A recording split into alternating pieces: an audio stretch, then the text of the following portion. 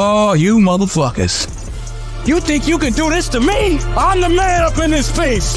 Who the fuck you think you fucking with? I run shit here. King Kong ain't got shit on me. I'ma burn this motherfucker down. X Factor like Dez Bryant, my boy 88. Why dream light when you living like a heavyweight? This ain't a 1 week thing, we grind like every day. They know my destination, Devi, like I hang with Ray. If they ain't know my name, I bet they know my name today. Treat this mic like an ATM, let's make a trade today. Drop this on Fizzle Friday, cause that's my favorite day. And I'm gonna do it my way, cause that's my favorite way. They tried to put me on the shelf like I'm layaway. Told me it ain't no way, so I made a way.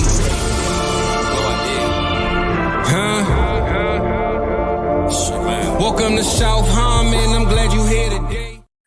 Hey, I'm glad you here today. You know we glad you here today, man. You know how we get down, bro.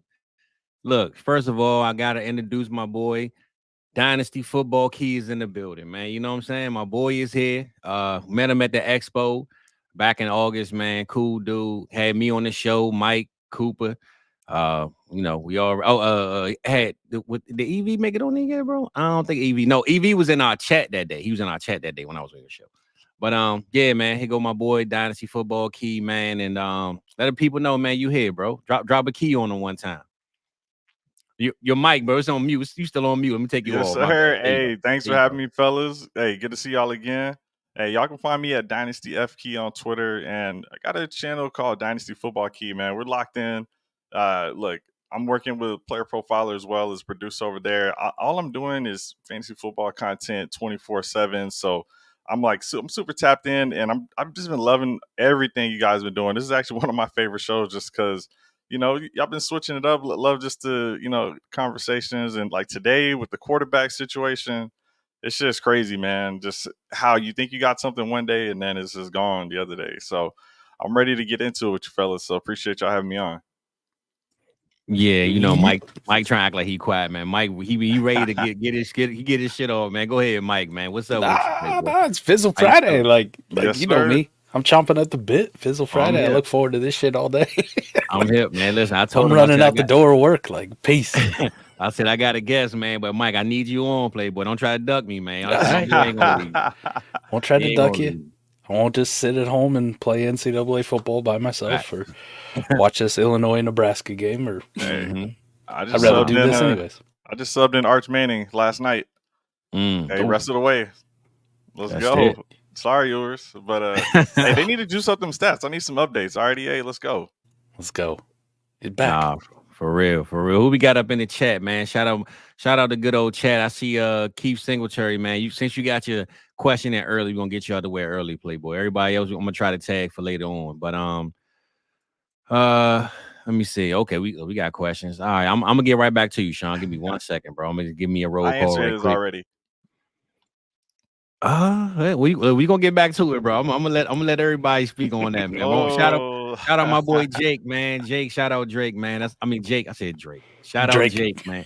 Jake, that's my dog. He always tapping through, man. Cold World, what's up, bro? What's good with you? Jay Jack said Major Key, man. We got the keys in the building, man. So let me see. Rhonda the Commander. Oh, okay, all right. How you doing, Miss Rhonda? Cool. Let me see. Theo, what up, bro? Okay, good. We got some good questions. What's up, Pops? Big hand, little hand in the building, man. We press for time right now, Pops. We ought to get it cracking right now, man.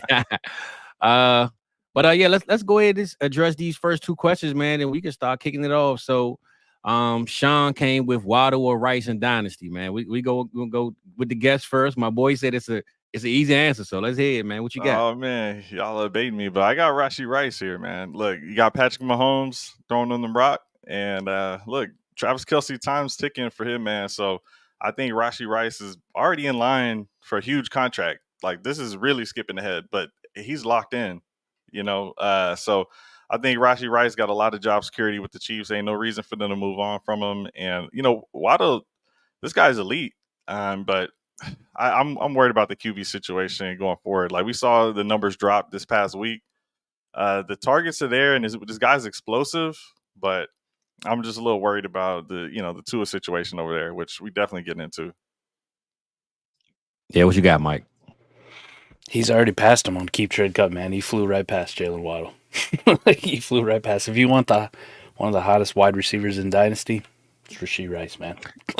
You just take it right now. Like, if that's the choice and that's what's offered to me, I'm taking Rashee Rice because also you got to think about it. No Tua for the next few weeks. Like, really, what's Jalen Waddle going to do with Skylar Thompson that's going to reverse that and go above? I mean, he's going to have to put up like 200-yard games with Skylar Thompson. And it ain't going to happen. So. Got to disappear or something. Give me the here and now. Give me the here and now.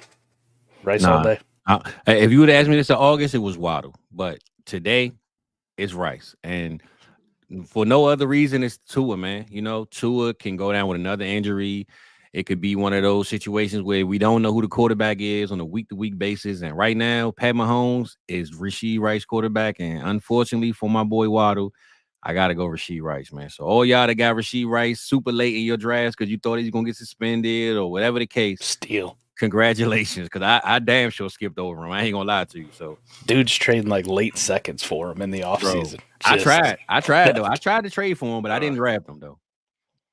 So. Oh, man. Yeah, Rice value will change when the suspension happens. No, I don't think so, man. Nah. I think if anybody's selling now because they worry about that, please buy. You know, so sure. I'm with that, man. Shout out my boy E, man. He in the DR. I ain't seen you the link, bro. I figured you was on the island sipping coconuts with your feet twisted up, bro. But I'm glad you here today. You know, my man. Shout out, man. Big Corey in the building.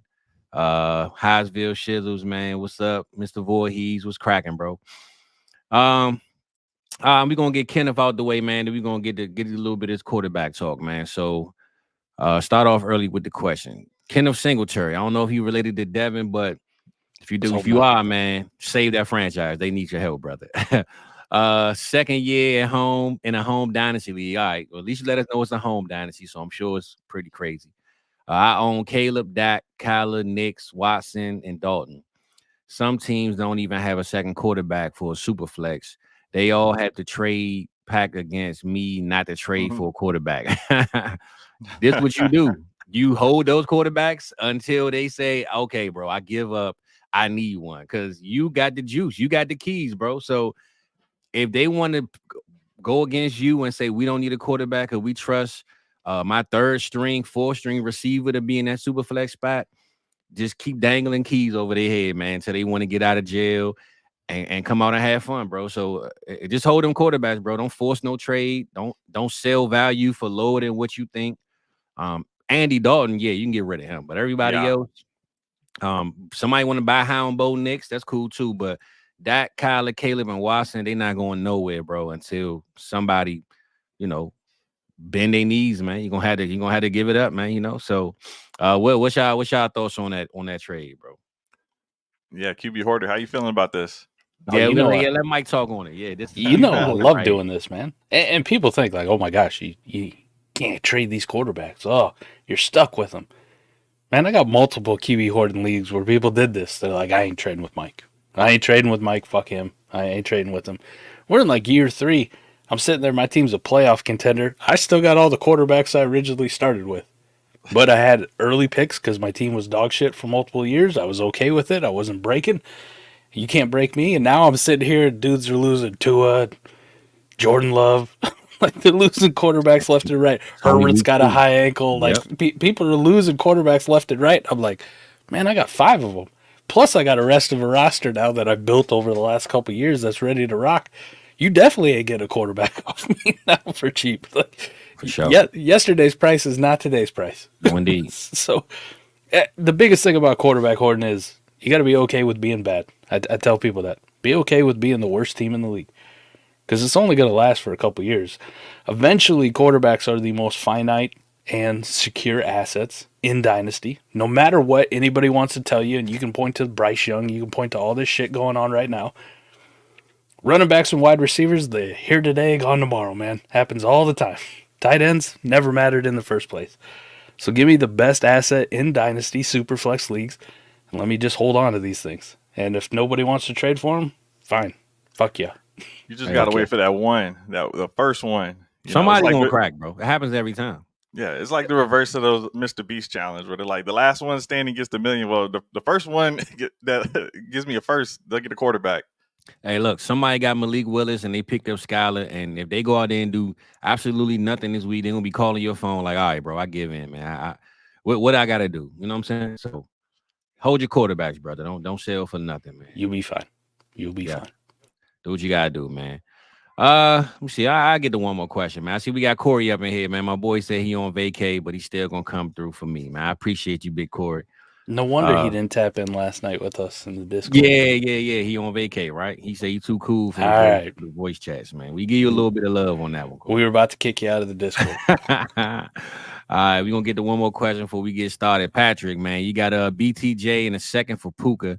It's a 10-man league, but my team is pretty bad. Are you giving this up or are you trading Puka? I'm not sure which side you on, but me, I would trade this for Puka. I trust Puka enough. I know some people are high. I'm high on BTJ too. No knock on BTJ at all. He's the clear one in that team. Not sure how much I trust Trevor Lawrence, but I love BTJ. But I think Puka is high enough, even with the ankle injury, that he's gonna stay a top 8, top 9 dynasty receiver.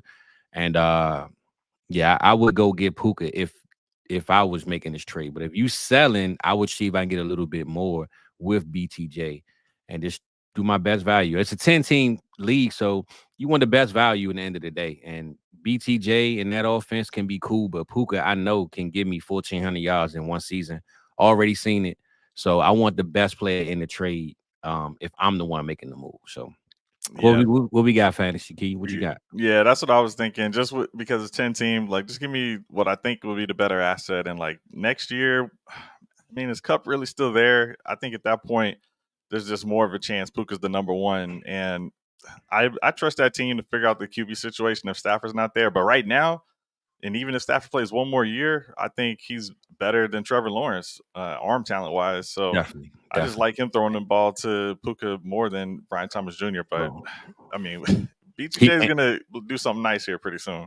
He said he's the one sending, so yeah, he's the one trying to get Puka. Okay. So yeah, if you can do that, brother, I would do it, man, 100%. Because I look at it this way: you say your team is bad, but if you buy in Puka for a BTJ in a second, if Puka come back and does what he's supposed to do, you might get a first plus later on and flip Puka for more than what you flip BTJ in that second for. So, you know, it's different ways to do the values, man. But let's see, I was going to get it cracking. Here go my boy Corey, man. You always got to come through, man.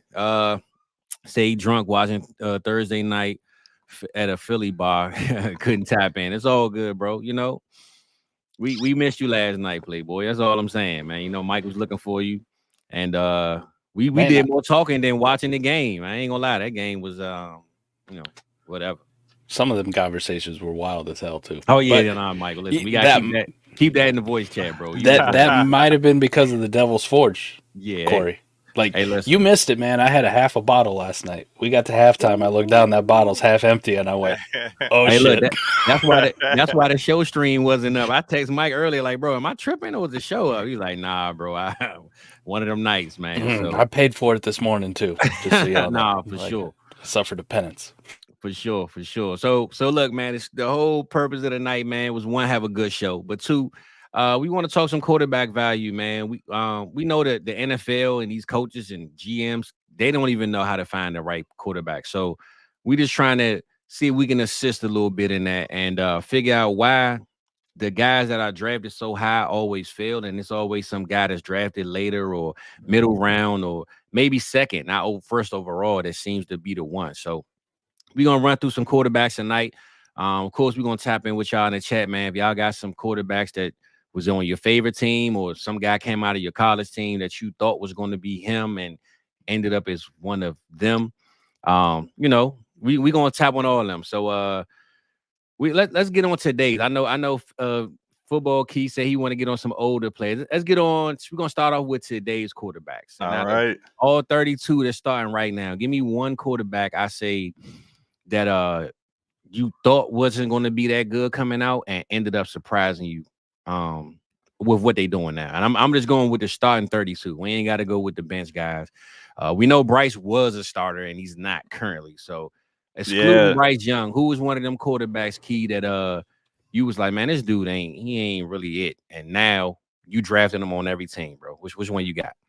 Yeah, and I didn't think I'd get to him this quick, but hey, Mike, I told you I'm about to show you some love because Jalen Hurts, man, this is a quarterback where, historically, we're going to talk about this a lot, but just late round quarterbacks in real life, it's just a lower percent chance they're going to hit. And, at that point, they got Wentz and they're doing all this, Super Bowl run type stuff, team's looking good. So it's just not really a pick I'm thinking is going to work out just from statistically and just, what's the role there. But I mean, this is a guy who, can we measure the leadership? Because in college, every opportunity this guy got, he was just balling out, man, and would put the team on his back, and he was able to come in the NFL and do the same thing.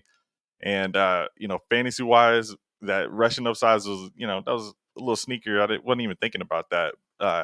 But this guy just came in as a leader, had the, those intangibles that you just really can't teach, I think. And, that's what I think is kind of common with some of these late round guys that do pop is they just have that leadership trait that just gets them in a situation where they can get the role, keep the role, and lead that squad. But for real life and Dynasty, I mean, Hurts is somebody that you got to kind of want on any team that you got. That's a great one, man. That was the first one I was going to go with. I mean, top of the list because I didn't believe in him. I didn't believe in him at all. Hey, look, at least Mike admitted, right? A lot of people. There was nothing about his profile in college that made me go, "Oh yeah, this dude's going to be an NFL quarterback." I mean, it's kind of like Jalen Milroe right now, where you're like, okay, it's okay for college, but good luck doing this kind of shit in the NFL because it ain't gonna happen. Like he didn't look dynamic enough as a runner to even put that in his game.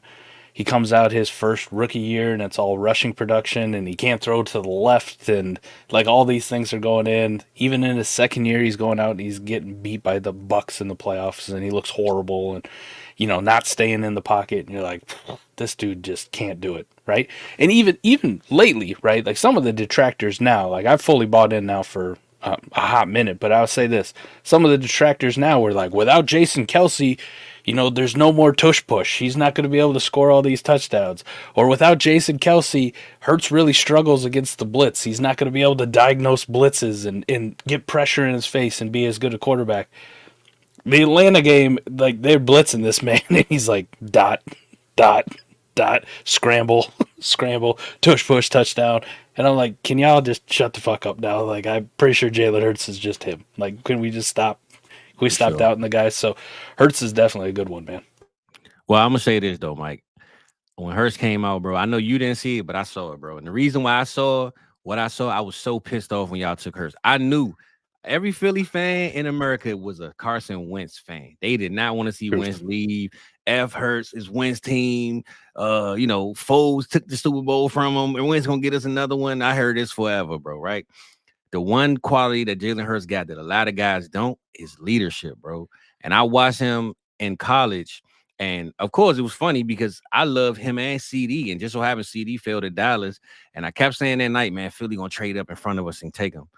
First, I thought Atlanta was going to do it. And they took the cornerback. And I was like, man, they had Ridley, Julio, and CD. That would have been fire. But when they let them fall to us, I said, damn. And then when I saw y'all take Hurts in that second round, bro, I was so mad.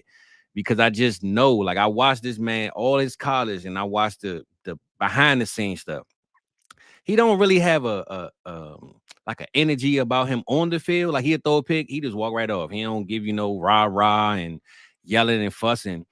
But every video or highlight I saw of him in the locker room or on the sideline, he's smacking his players in the head, he's talking to them, and he just seemed like a magnet to players. And the one thing I knew about Carson Wentz, when he gets frustrated or people don't like him, he kind of breaks down. He kind of gets frustrated. It happened in Washington. I live here. I seen him. I knew for a fact when they brought him back in that game and bench Heineke and he looked bad, he was done. I knew it. So when y'all got Hurts, I knew he was going to be the quarterback at some point, bro. And that's my dog. My brother say it all the time. That's your man. Yeah, that's my guy right there, man. So shout out to Hurts. That was a good pick right there, Keys, because that was definitely my dog, man. So what you got though, Mike? Let's go ahead and see what you got. Oh, you about to say something, Keys, or you gonna? Nah, I sniped him, so you got to back up. Yeah. Let's see what Mike got, man. See what you got, Playboy. I got you, Jordan Love. Jordan Love. Oh my. Okay. Jordan Love for years. We gave up on that. We dropped him on every league, right? Coming out in like the pre-draft process, like you saw some tools, and there was the whole, basically he's going to be Mahomes, right? Like that was kind of the skill set that people thought he had. Like you see it, but he's like Diet Mahomes. And as the first round kept going on and on and on, you're like, it ain't happening for Jordan Love. Like he ain't a first round pick, and then boom, Packers, and you're going, what the hell? Aaron Rodgers is there. Like, yeah, bro. MVP Rodgers. The hell are we doing? And then he comes out and you're like, okay, maybe we'll give the kid a little benefit of the doubt. Whenever he gets his shot, let's see something. His early play was disgusting. It was terrible. Preseason, whenever he got in the game, it was like, this dude, no, there's no chance. So heading into last year, it's like, good luck. Good luck. This dude's like the first version of Will Levis. This shit ain't going to happen. And lo and behold, struggled at times early in the season, but by that Kansas City game, sitting there watching that Kansas City game on the Monday night, I think it was Sunday night watch with Cody and Maddie. Sitting there and we're watching this thing, and I'm like, he is carving up this Kansas City defense. And that's when he arrived on the scene, and it was all just a takeoff from there. So Jordan Love, I mean, I didn't think he was ever going to be shit, man. I didn't think he was ever going to be shit. Now you look up and you're like, that's a QB1 right there. That's a QB1. Yeah, that was a good one, man. Like you had to really have some dynasty discipline to just sit there and wait for that guy to emerge. I mean, I'd never drafted him, and then right before this past season, sent out some, 201s, 112s in that rookie draft and got him before he took that first start. Because for me, once the team signals, hey, we're gonna start you. Well, any starting QB on the team, like you're for me, man. Like so, I was going after him. Do you guys want to take a guess at what his lowest ranking on Keep Trade Cut was for quarterbacks? Oh my God! Out of quarterbacks, like 60, or out of bro. I seen him get cut in multiple leagues. Like he did get cut. He did get cut. This is only going back to 2020, but at one point he was down at QB 39. That's where people had him valued. Yeah, I can believe it, bro. I seen him. Like I said, I seen people pick him up for free. I was so happy. You remember when Aaron Rodgers was having those like. Not when he actually left, but the first time it was talked about that he was going to retire, he was going to move on, like he wasn't going to play for the Packers no more. That offseason, when somebody sent me a first for my Jordan Love just on a speculative buy, I never hit the button so fast. Like, done. See you. Mm-hmm. And now you sit here today and you're like, wow. Damn. You would have never thought that. Especially if you was one of them first and you end up with Bo Nix. Yeah. I mean, that was a little late, but yeah, like, if you ended up with a Sky Moore with that first. Never. Good luck. Never man. Sky Moore. That was the motto in that draft. Yeah. Never Sky Moore. Yeah, and so look, right, I know my answer might be people might expect it, but it really wasn't gonna be my answer at first. But Dak Prescott, Playboy. Dak Prescott, man. Is him. He's that dude. He got signed. I know people hating on him because of the bad game last week, but I just researched the class, and I'm gonna be honest. I remember that draft because that draft when the Broncos traded up in front of us and took Paxton Lynch, bro. I was so sick. I thought Paxton Lynch was our future, bro. I was in the house like, yeah, we need Paxton. Like, man, them fools traded up and took him, and then I remember I want to say in the third or the 100th pick, the Raiders moved up and took Connor Cook. They traded right in front of us and took Connor Cook. And I thought Connor was our guy. Once Paxton was gone, I said, oh, it's Connor, bro. I know he coming. I don't know why I wanted these guys. I can't remember at this point. But at that moment, it was Paxton Lynch and Connor Cook, bro. And when we took Dak, I was like, all right, man, Romo here, he can learn and blah, blah, blah, blah. But for him to literally, Romo got hurt week 1 of the preseason of all damn games, right? Then we had Kellen Moore as the backup. He gets hurt the next game in the preseason, break his arm, and it's all on Dak. Mind you, we got Zeke, Dez. The O-line is built for success today. I believe they took Zeke only for the simple fact that they knew we were built to win now, and Romo was, this is your team now, bro. We got you everything you need. The O-line, I think we drafted like 4 O-linemen in a row in the first round. We got Zeke. Everything you need, we got it. And then Romo gets hurt. And I believe that's why he's so salty that year. But when Dak went out there, man, and just played, he just played consistent. He didn't throw the most yards, but he didn't throw no turnovers. We ran the ball.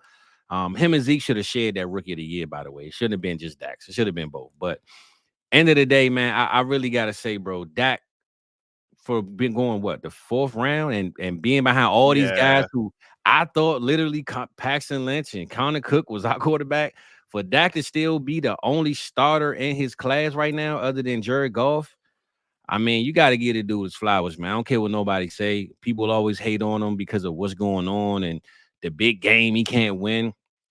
Well, hey, he winning in life, bro. That's all I can say. You know what I'm saying? So shout out Dak Prescott, man, for doing what he did and keeping the job and being that dude in his class, man. Hey, that's a good one, man, because just to do that out of nowhere, like, come on, man. Like, you didn't even know you're going to be the starter, and you just day one, and ever since then, never looked back. Like, and, bro, remember, Dez was holding out. He said, he got hurt and didn't want to play. And I remember we was 9-1, and Dez was like, "Oh no, I gotta hurry up, get back, man," because they went in without me. And Cole Beasley, everybody was cooking that year, man. So for Dak to be a 4th round pick, man, and still be relevant in this league and in fantasy, shout out to the guy, man. Whether he on my team or not, man, Dez is a dog, man. Dude, they got some receipts though. Facebook draft group. I wanted the Eagles to draft Dak Prescott. For real? I love what I saw from him out of Mississippi State. He was kind of comped. I don't know if you remember at the time, Fizz. He was comped to like Tim Tebow, right? Like Tim Tebow. Tebow was it because he ran the shit out of the football at Mississippi State. I mean, that was just kind of their offense back in the day. I was about to say, but he was balling in college though. He wasn't. He was balling. Yeah, right. If you look at it, I think the guy who replaced Dak was Nick Fitzgerald, big fucking white dude. Like that was like the Tim Tebow.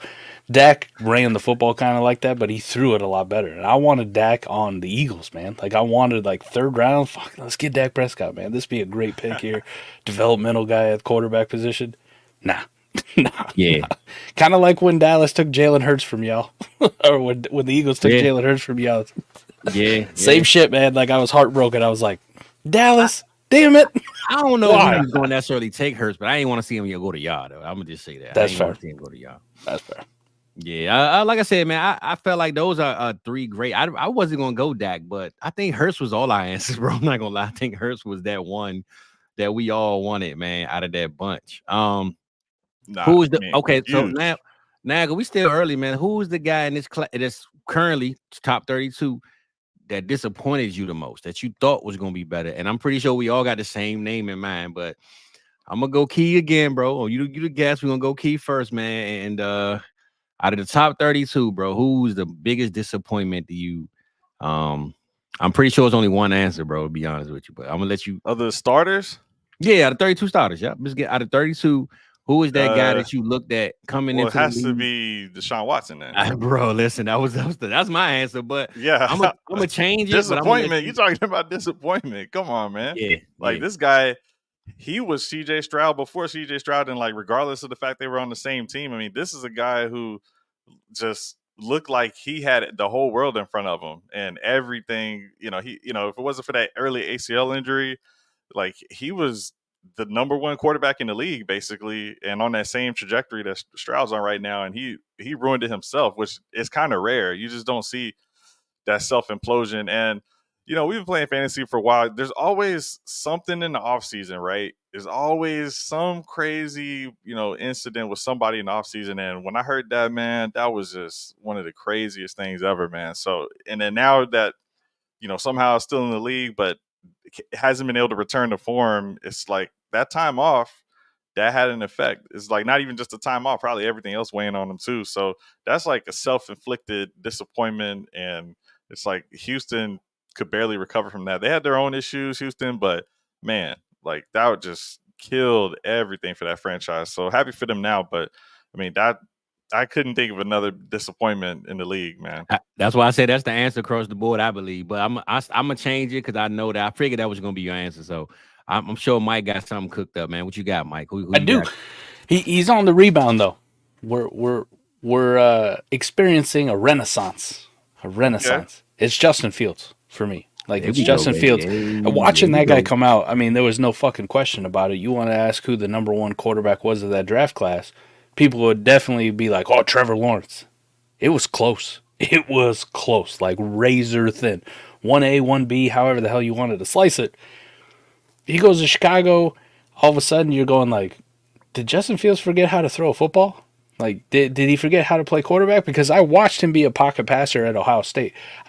The surprising thing to me was when Justin Fields really started running the football, and I was like, okay, I knew you had your little pro day, and you ran this alleged time, like you showed out as an athlete, but I didn't know you were nice like that. Like, you are Lamar Jackson level with this speed and this long runs that he keeps breaking off all the time. So it was kind of frustrating to see him in Chicago for all these years, and nobody liked him. Like, the Justin Fields hate was just out of control. Like, especially, you want to think like 2 years ago when he had that first 6 games, people are selling him for like any third. You know, like Justin Fields is done, he's cooked. And then he goes on, I think he finishes like QB 8 on the year. He just exploded with rushing yards, went over 1,000 yards. Absolutely insane. And then last year, like that hate, people were just waiting for it to come back. Like, yeah, I know what you did last year, but fuck you, I just don't like you.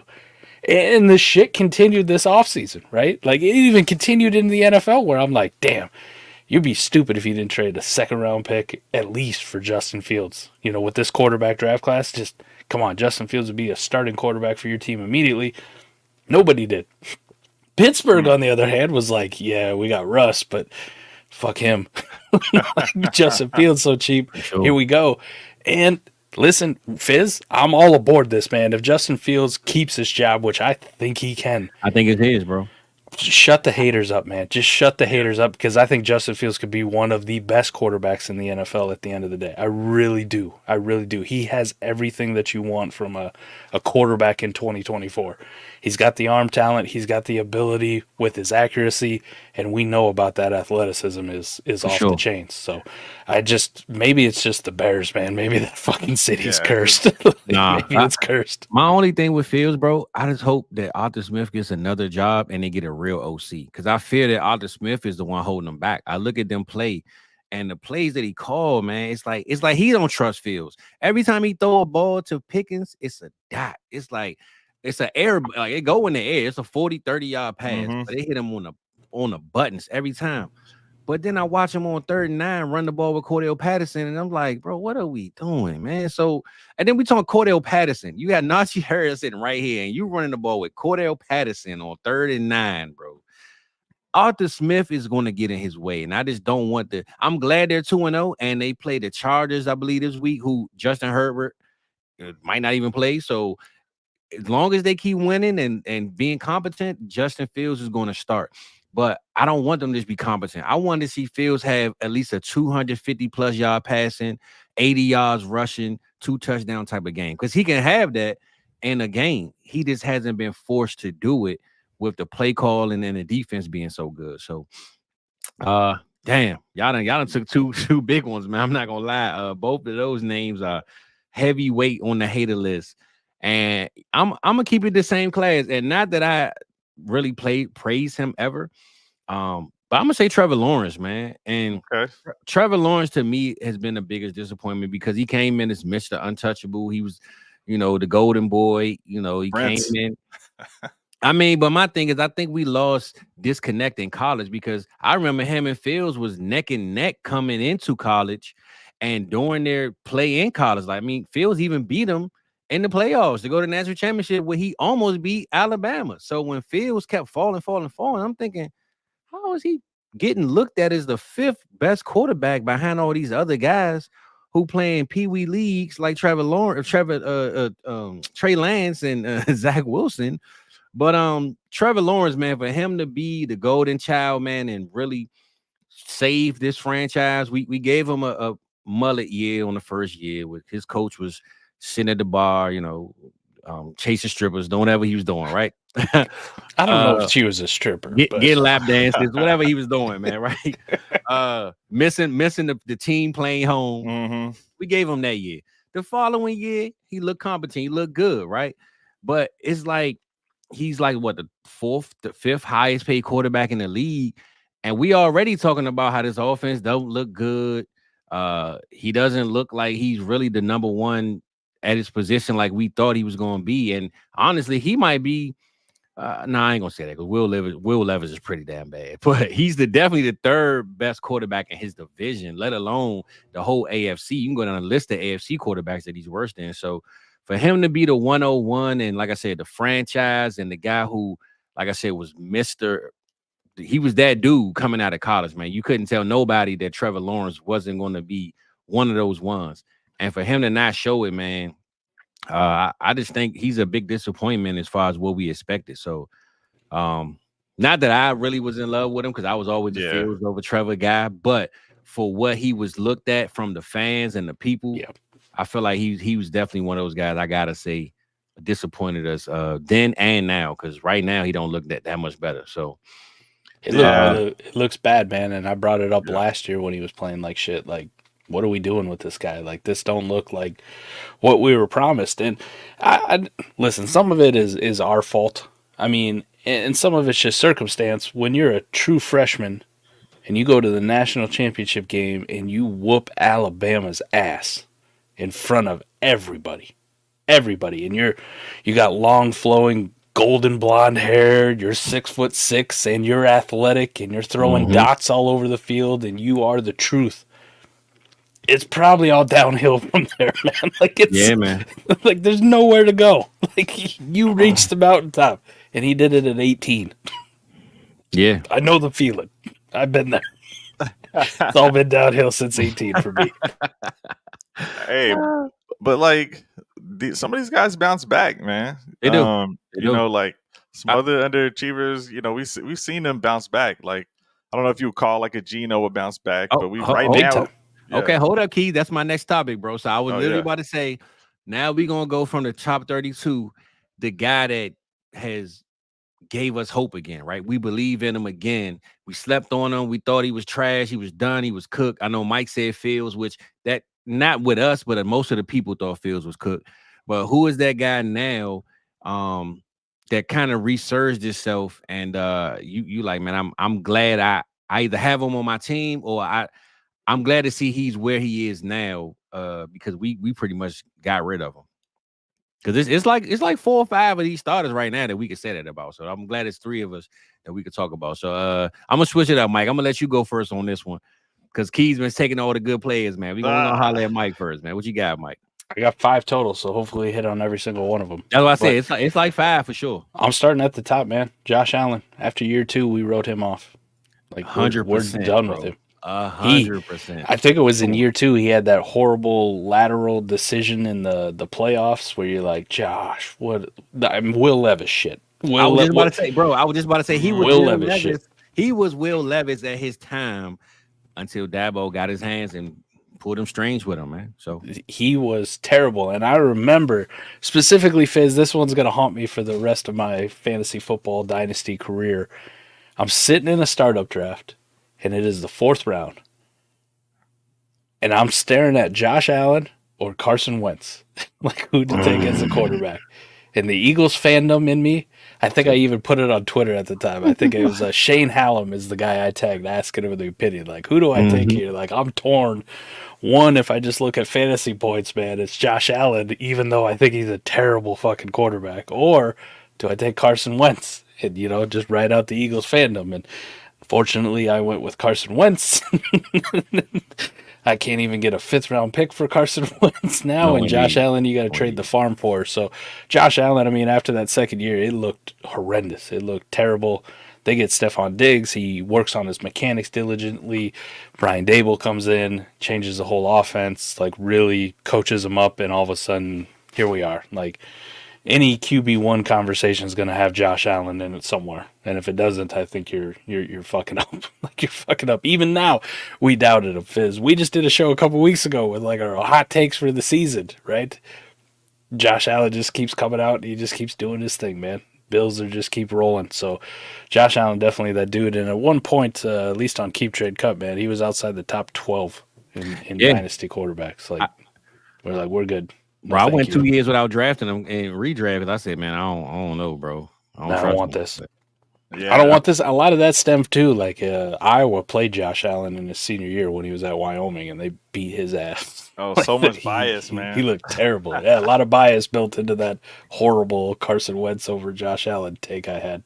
Man, well, man, for me, it's on you, Key. It's close with these two, but I'm gonna go with a loser from last week. I'm gonna go with Jared Goff. All right, I know it's not sexy for fantasy, but this is another guy who was left for dead. Wrote him off. Yeah, and you said, hey, if it's somebody you're just kind of rooting for, this is a guy that just got straight up 1-for-1 replaced with Stafford. Basically, I mean, I know there's picks involved, but point is, like, Stafford took his job, won the Super Bowl that he couldn't win there, and now Jared Goff's got a chance to win at Stafford's old home. Like, that would be sick if he could pull that off, because then at that point it's a wash, and he feel like he did what he needed to do to make that comeback. But he always had that arm talent, and I don't know if it was just the bad coaching they had at the time that ruined him early on, and he just couldn't shake that off. But I'm hyped to see him make that return, and then just all the guys that are on the team now, like with the emergence of JMO, I think that they could actually make a real run this year and possibly win it. Let me ask you, what do you guys think? What's the lowest keep trade cut rank Jared Goff has ever been at? And mind you, this isn't a guy who got benched for a backup. He got traded to another team where they said, like, yeah, he's going to be our starter. Like, they took him back in that Matt Stafford deal. 30. I was about to say 31. 37. Damn. Not even a starter, though? 32 starting quarterbacks. Keep trade cut one time, had him at 37. The community done fucked up. Yeah, I was hesitant on that one because the fantasy points aren't really there even now. It's more just like kind of a success story just to see him bounce back. He's had some decent games. Yeah. So they trust him enough, bro. That was a good call. I wasn't expecting Goff. I ain't saying that he was a bad call, but it's two guys that I really, really want to speak on, but I'm gonna speak on one, and that's the guy I've been talking about all year. That's Sam Darnold, man. My boy Sam Darnold. I ain't even gonna lie, I want to cheat, man. I'm gonna give Sam a little bit of love. Shout out to Sam. He doing this thing. It just started though, but I'm going Baker Mayfield, baby. I'm going big dog. Oh, you switching it up? I'm going Baker, man. I might because I want to go Sam because I've been betting on him all year, saying how this year is gonna be the year, but he got something to prove in 1 year. Baker has shown it to us multiple. So I'm gonna give it to Baker because I always say this, bro. A happy Baker is a good Baker. And every year in Cleveland, when he was happy, he looked good. But once them down times hit and he throwing his helmet, he mad, he want to punch everybody. That's his Johnny Manziel theme. Like when Baker is locked out of the stadium on his commercials, he ain't happy. But when he got the keys, he can go back in. He good. He ain't got to go through the metal detectors. He got the groceries. He back at home. So I look at him when he in Tampa and he winning games like he doing right now. Got what number 1 or 2 offense in the league. Man, Baker Mayfield is that dude when he's happy. And Chris Godwin, he got him looking like one of the best slot receivers in the game. Mike Evans is Mike Evans. McMillan looked cool. Rashad White got receiving yards. I mean, he making this offense who we thought Dave was going to leave and go to Carolina and the offense was going to slow down and we don't know what they're going to do. Man, shout out to Baker Mayfield, man. I'm pretty sure he was traded a lot this offseason. I had worries about it. But for him to re-sign a deal and do what he doing and to come from that Cleveland Brown team where he was just so frustrated and lost, shout out to Baker, man. That's my guy right there. I never been the biggest Baker fan. I'm pretty sure there's people in this chat that can tell you that, but I'm baking up right now, baby. The oven is on right now, but 350, so shout out my boy Mayfield, man, for real. Yeah, I almost went with that one. But and he beat Goff last week, so shout out to Baker. Yeah, man. Shout out Baker, man. Because again, when he played and he winning, he looks happy, bro. When Baker throwing this, he flexing and he clapping and hitting. That's the passion I like to see from him, man. And that's when he at his best. So shout out to Baker though, man. That's my dude right there right now. What do you think his keep trade cut rank was? Lowest of the low. Lowest? I mean, that had to be when he was with Carolina, maybe. If Jared Goff was 37, I'm gonna say Baker was 35. I'm gonna give him 35. I'll go 36. Way too high, fellas. 45. But I could believe it though. I could believe 45 in December of 2022. So it must have been right after he got cut from Carolina and then signed with the Rams. I can believe it because after when he got cut, 45, it was no saving him after he got cut, and then the Rams got him, and he looked pretty damn good with the Rams for that 1-2 games he started. And then, you want that Bryce Young hope? Number one pick. Hey, listen. Baker just sent a message to Bryce recently too. It's like, hey, I know how it feels being in Carolina, man. Hold your head up. I know how it feels. One, being in Carolina, and two, his other stop was another trash organization. The Cleveland Browns. So now we can segue because that was literally my next thing, man. Let's bring up Bryce, man, because he's not a 32 starter right now.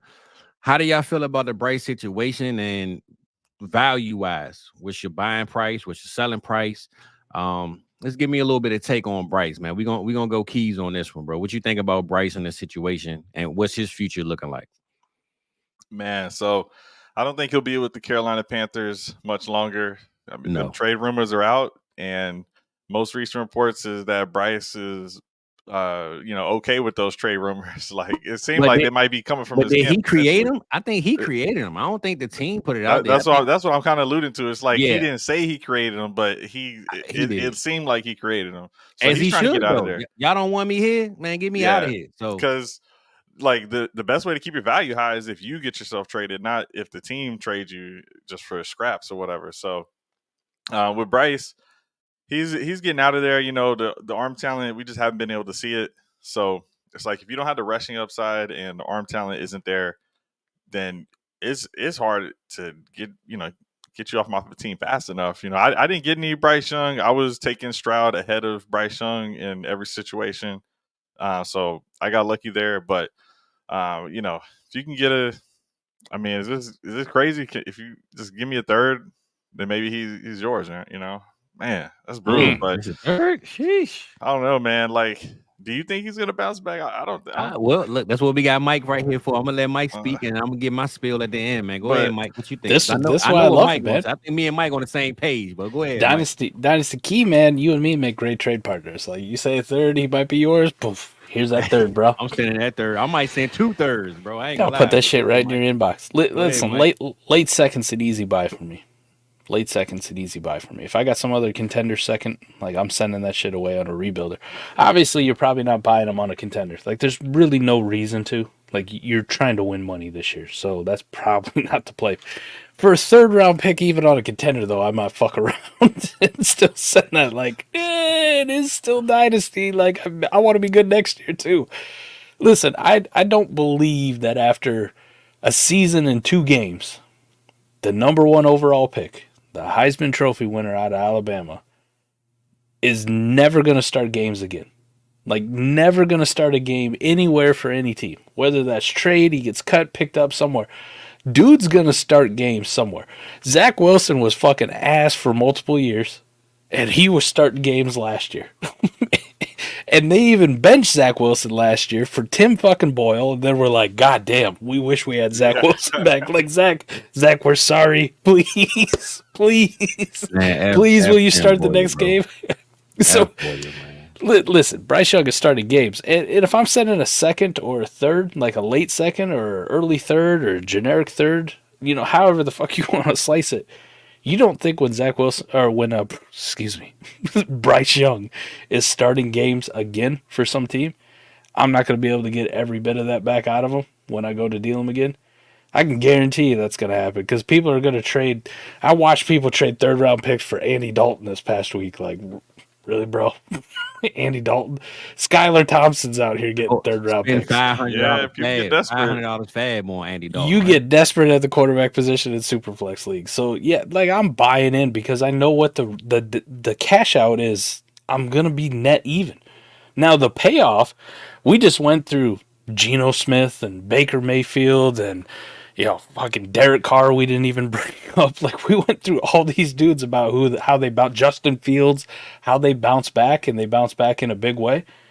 All those guys are worth way more than a third or a late second at this point. Like, people will pay that shit just to see them again. So, Listen, I'm all in on buying Bryce Young, and I don't think you necessarily, like Adam got on me on Wednesday night, what's your exit plan? My exit plan is I'm going to be net even at the very worst. Like, if I really don't believe in Bryce Young, it's a pure stock buy because I know it's coming back at some point. Like, it is going to come back. That is almost a guaranteed certainty. So I'm all in on buying Bryce Young again. Like, they're not going to write him off after 19 NFL games or whatever the hell it is. Like, his story doesn't end here.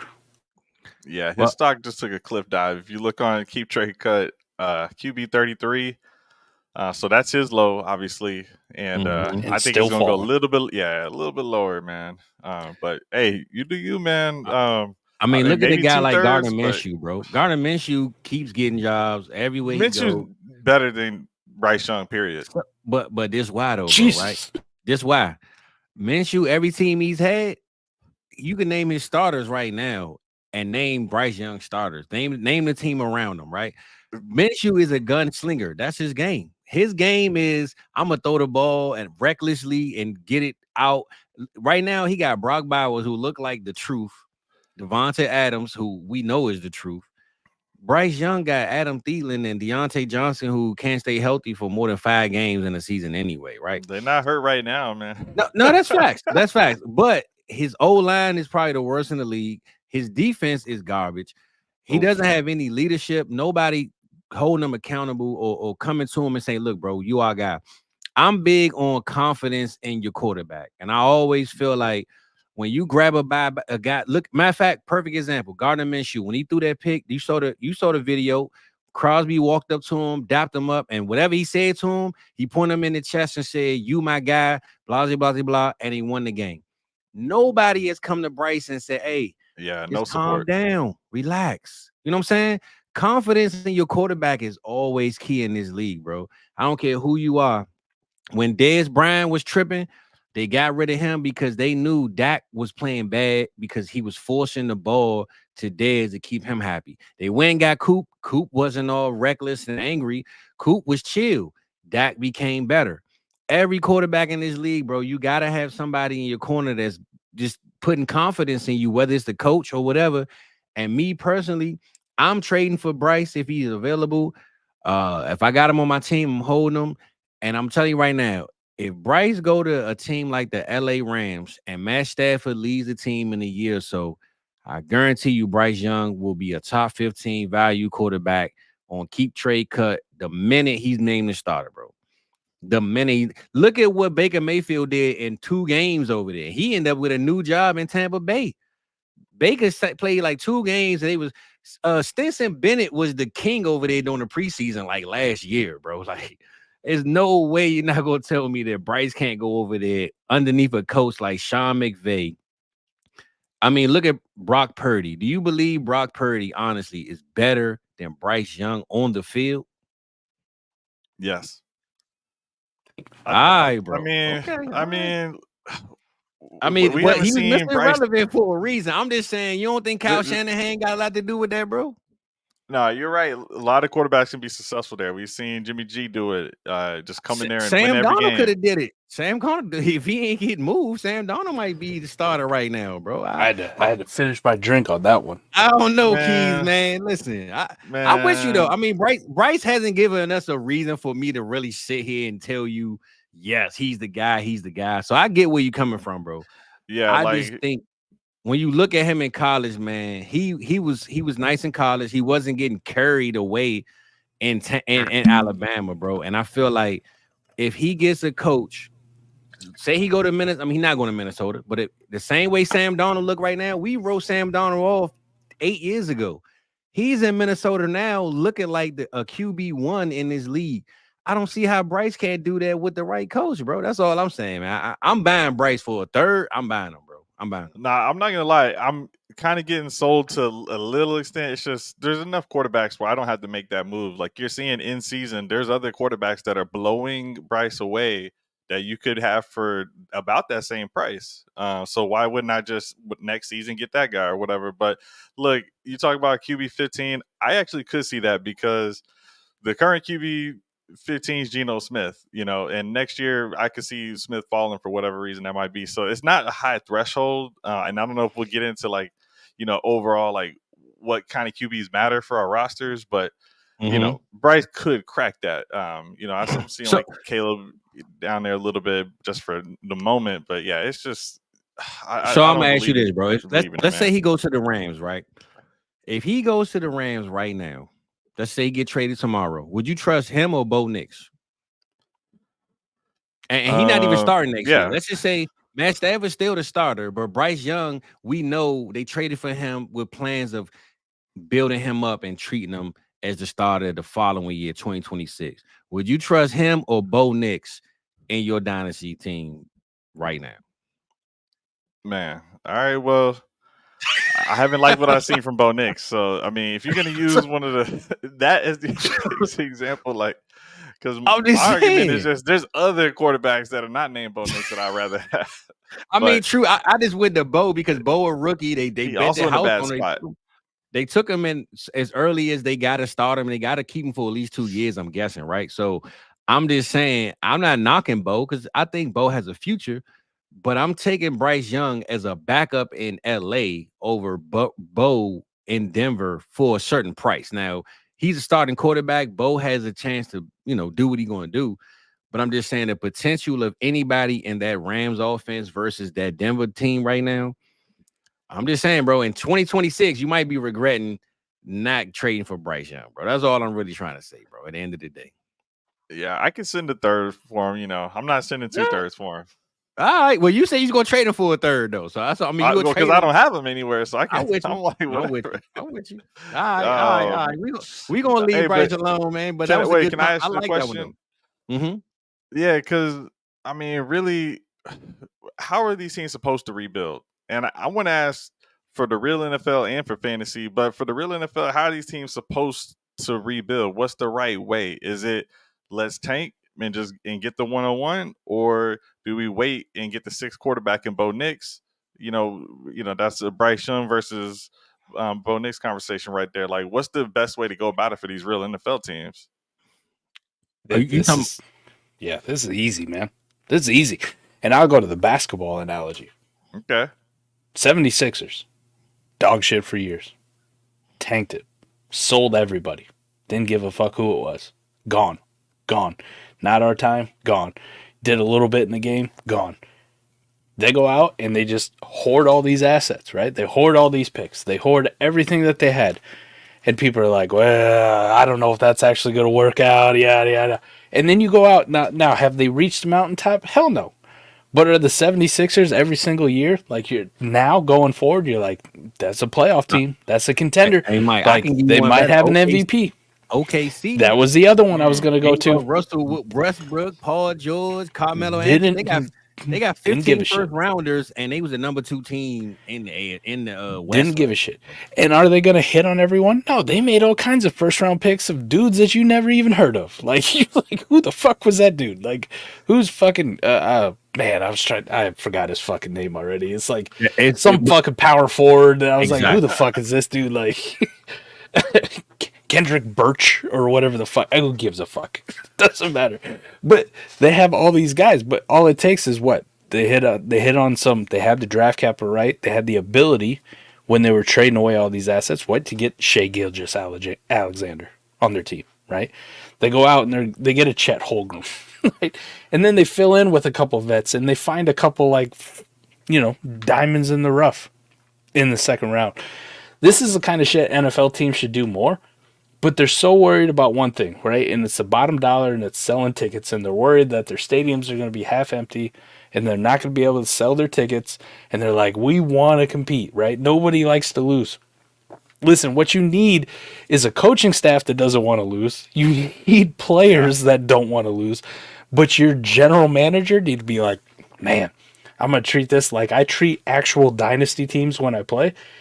Listen, I don't really like to lose, but I'm going to do whatever the fuck I can to make sure I lose.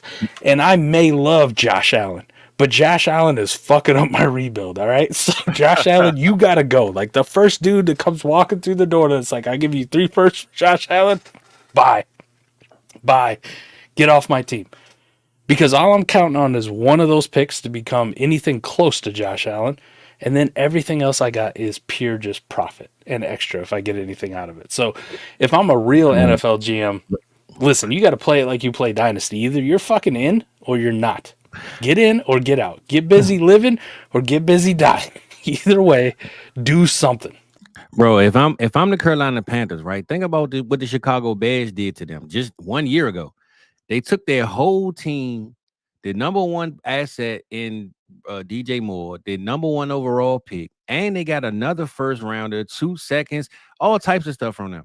If I'm the Carolina Panthers, I want to lose this year. I'm not going to get Andy Dalton, and if Bryce is my guy or not, we're going to win or lose with him because I need the 101, and I'm going to even keep Bryce next year because go out there and draft whatever quarterback comes to your team. We know Shador probably not. A guy like Carson Beck might, right? Ewers, whatever. If they get the 101 and they take a quarterback, is this team going to be better with a new quarterback? No. So your goal should be to get the 101 or the best pick you can get, and then try your best to sell it to whatever team needs to move up to get who they want, and then do what the Chicago Bears just did to you a year ago and get some picks, get some assets, and get better all around, because getting the number one quarterback in this draft you're gonna end up with another Bryce Young, bro. Like that quarterback is not going to survive behind that O-line and those weapons. So I just hope that this team don't think that Andy Dalton is going to save them, and them losing the 101 for the 105. Let's just say if they end up with that, what are you going to do at that position? Like, what is the end game to moving on from Bryce Young? I don't really think they thought that out. I think they. And it might have came from the owner. The owner is a dickhead anyway, so it seemed like an owner move because there's no way I'm signing up as the coach and I'm thinking after game 2 I'm benching Bryce Young, bro. There's no way I'm doing that. No way. Because even though he's got the guaranteed money, like I think it's just $11 million that they would owe over that next season. Like relatively, he's still cheap for what a QB costs. So it's just like you're not going to be able to rebuild if you bring in another quarterback that you're paying too much money for in 2025. So they just got to take this thing out. Like, I don't care if it's Travis Hunter or whatever it is next year's draft. Yeah, I don't think it should be quarterback. Definitely got to wait. And yeah, full teardown. That's what you got to do, man. So, bro. I mean, like I said, look at what the Bears did to you, bro. You can take the blueprint. Yeah, you can do that exact same thing. Sell your 2025 101 and just get a haul. Like all these teams always, right? Like the narrative is either you have a quarterback or you don't. And if you don't have a quarterback, you need to do everything in your power to try to get one. But how many of these teams absolutely just fuck themselves by during draft day, trading up ridiculous amounts of assets to go try to get a quarterback? And then the one thing you do that you can't do, like it's worked out for some, right? Like the Patrick Mahomes trade up, the Josh Allen trade up, that shit has worked out. But overwhelmingly, it has not worked out in these teams' favors because you're trading up for a quarterback and you're sending away all these assets that you need to put a quarterback in a good situation. Like you fucking need DJ Moore on the Carolina Panthers right now to help with developing Bryce Young. But you don't have that. Instead, you got Adam Thielen and Deontay Johnson and my boy Xavier Legette, who hasn't really done fuck all. But you look at it, like Carolina, obviously that was a fail. San Francisco, trading up all those picks for Trey Lance. Fail. Bears, moving up for Justin Fields. Fail. The Jets moved up to take Sam Darnold. Top 3. Fail. Bills, they hit it with Josh Allen. Cardinals traded up to take Josh Rosen. Time for Josh, though. It didn't work out. The Bears, again, traded up to take Mitchell Trubisky. Fail. Chiefs traded up for Patrick Mahomes. Good deal. Browns. The Browns. But Mike, the Browns. The fucking Chiefs. Browns could have had Deshaun Watson. The Browns could have had Deshaun Watson in the draft. They traded with the Texans. Bro, but the Chiefs were a playoff team when they traded up got Mahomes. Alex Smith had them in the playoffs every year. So it wasn't like they were a bad team. They knew they just needed that one person. Right. Alex Smith had them, I believe, like 14-2 the year before, 2 years prior. So, I mean, it wasn't like Alex Smith was a bad guy over there. They just knew Alex wasn't going to get him over the hump. But they had the shit already in place, right? Like they had the team around them. They weren't one of these teams that was already picking fucking 8th, 9th, 10th, 11th, 12th. Would not have worked outside the playoffs. Dak Prescott would not have worked if we didn't have that old line built. Ezekiel Elliott. Yeah, they were in their prime. we had the team built for Romo, and Dak was built, but Dak was a 4th round pick too. I honestly don't care how talented a quarterback is, right? Like you can go into Madden and fucking create a player, and you can make him the best at everything. If the coach and the situation, the surrounding cast isn't right around them, that dude is going to fail. He is going to fail. 100%. Football is a game played with fucking 11 people on offense and 11 people on defense. And if that team isn't right, I don't give a fuck who the quarterback is. They ain't going to be right. Like, this is coming from a guy who watched Eagles quarterbacks, right? Like Donovan McNabb. Donovan McNabb having success with fucking Todd Pinkston. Like, Todd Pinkston of all fucking people. And Freddie Mitchell. But what was really good? The coaching staff around him. The tight ends. The running game. The offensive line, the defense balled their fucking ass off. You don't need everything to be perfect, but you need a good situation around you. Otherwise, you're going to fail.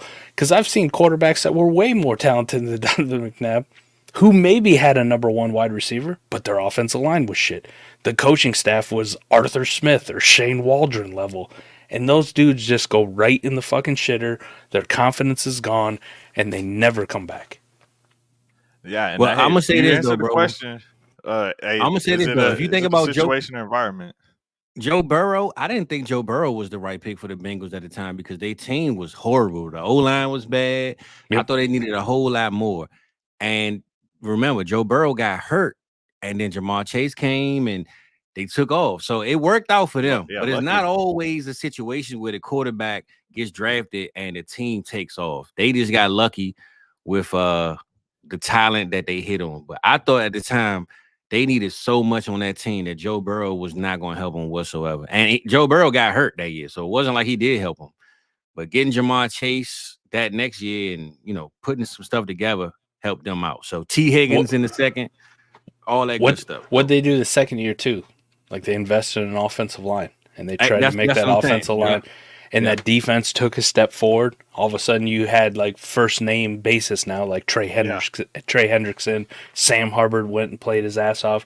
Like they had dude Jesse Bates was at safety. Now he's in Atlanta. He's a fucking ridiculous safety, dude. Shout out to IDP leagues. I love having Jesse Bates in my IDP leagues. But like they took a step forward. They surrounded him with more talent through the draft, through free agency, like doing things. Some of these teams like Carolina are like, they want to put that flex seal, that patch on the fucking, that'll fix it. Deontay Johnson. We don't have DJ Moore anymore, but listen, I love Deontay Johnson, but Jesus Christ. What are we doing here? But we don't want to invest anything. They traded Burns this year, but last year the Rams offered him 2 firsts, and they told him no. So what a terrible organization, bro. Man, Carolina. Just keep selling barbecue sauce, bro. I don't know what else. Yeah, they fumbled that part, man. But yeah, I mean, that was the question I asked. Is it the talent or the situation? And are you saying it's all situation? I feel like it's getting tested by mature veteran quarterbacks with like a Mahomes and a Josh Allen. Right after Mahomes loses Tyreek Hill, he still had Kelsey. It's kind of difficult to say, but Josh Allen right now, he's got a brand new team basically around him. So we'll see how he can pull that off to just. Basically, he's the talent unless I'm underestimating the rest of those guys. But it does take a whole team, man. It's 11 on 11. Bro, would Jordan Love be who he is today without that offensive that coach. Yeah. Man. You know what I'm saying? He got Willis looking good. I think he has an okay receiving core, but they still don't draft first-round receivers. They could have had JSN or Jordan Addison last year. They skipped the whole receiver line, took a DN, when we thought like they was going to take a court. We thought last year was the year of the Packers taking the receiver. Like, they going to get one, and then they still didn't do it. You know what I'm saying? In the second round, I think they went tight in the second round, right? They went Luke Musgrave.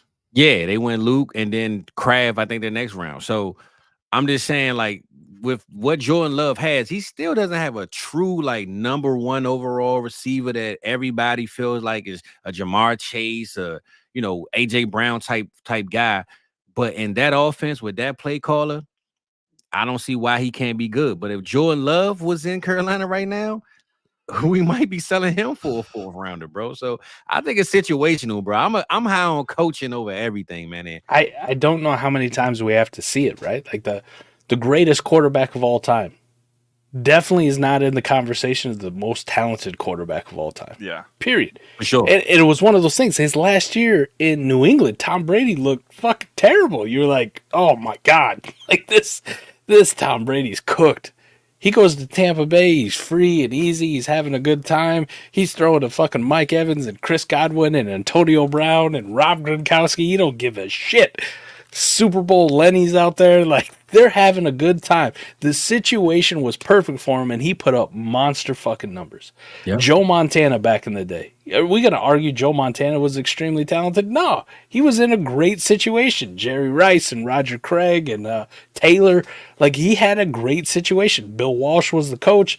Like, he went out there and he won. Troy Aikman. Another guy, Fizz, Dallas. I mean, two fucking Dallas guys right next. Oh my God. I mean, I know Troy. I know Troy get a lot of love, man. But Troy had a hell of a team around him, bro. Amazing team around him. Time into Brock Purdy right now, man. There's no doubt in my mind. I watch Brock. For any of you fucking like Brock Purdy stands out here just jerking him off all the time. I watched this dude for 4 fucking years, right? Like, I live in Iowa, all right? I hate Iowa State. So I pay attention to what Iowa State's doing because I fucking hate them. I want them to lose every week. And Brock Purdy was the master of fucking that up for me. Like, just, Brock Purdy was the master of just like, oh yeah, thank God, Brock Purdy threw 3 picks this game. Fuck you, Iowa State, you lost. He was mediocre at best. There's a reason every NFL team for 7 fucking rounds said like, nah, we good. We good. We don't want no Brock Purdy. But he goes to a Kyle Shanahan offense. He does a couple things very, very well that Kyle Shanahan loves that fits that offense, right? Like, he's very quick on his first reads and getting through his progressions. That fits the offense. It fits the situation perfectly. And it fits the personnel that they have perfectly. If Brock Purdy's playing in fucking Denver right now, we're making memes of him. We're like, oh my God, would you look at this guy? This fucking guy's getting picked off every other pass. Like, he looks terrible. Please, for the love of God, start Zach Wilson or Jarrett Stidham. But no, he plays in San Francisco, and all of a sudden it's like, is Brock Purdy a top 12 quarterback? No! No, he's not on talent, but on production he is because of the situation. It is almost always exclusively going to be situation. Almost exclusively. Like, Fizz, you know this, man. You're a Dallas fan, but Randall fucking Cunningham, back in the day, if Randall Cunningham played in like a Bill Walsh offense, like he played in a West Coast where it's like quick reads, easy completions, and then Randall just go do your thing. Like, Randall, go do your thing. Randall Cunningham might go down as one of the greatest quarterbacks of all time because he's extremely talented. But the situation was, Philadelphia, we're going to play defense, and Randall, we're going to try to make you a pocket passer because we're idiots. Like, we don't know what the fuck we're doing with you. We've never seen a dude like you. By the way, can you punt for us too? Because you're an all-world punter. It's always going to be situation. Yeah. It's almost exclusively going to be situation. Is like, you want to count the percentage of it, it's probably like 80-20, man. 80% situation, 20% talent. Yeah, I know we went with the current quarterbacks, but I was looking at Randall Cunningham earlier today, and I was just like, he just couldn't get it done. When I was thinking of the overachievers section, he just didn't have a team around him. Warren Moon, he was one I was looking at. I was like, man, this for an undrafted guy, he crushed. But that Oilers team, he could only do so much with that squad. Hey, what happened when Warren Moon went to fucking Minnesota? What happened when he went to Minnesota and he had a better situation and it fit him more perfectly? All of a sudden, it was like Warren Moon had a career renaissance. Same for Randall Cunningham, right? When he got to throw to Randy Moss and fucking Jake Reed and Chris Carter, all of a sudden you're like, oh, Randall Cunningham ain't even running the football, ain't even being a dynamic athlete. He looks pretty good from the pocket, just chucking the ball deep down to Randy Moss. So this kind of shit happens, man. It's all situation for these quarterbacks.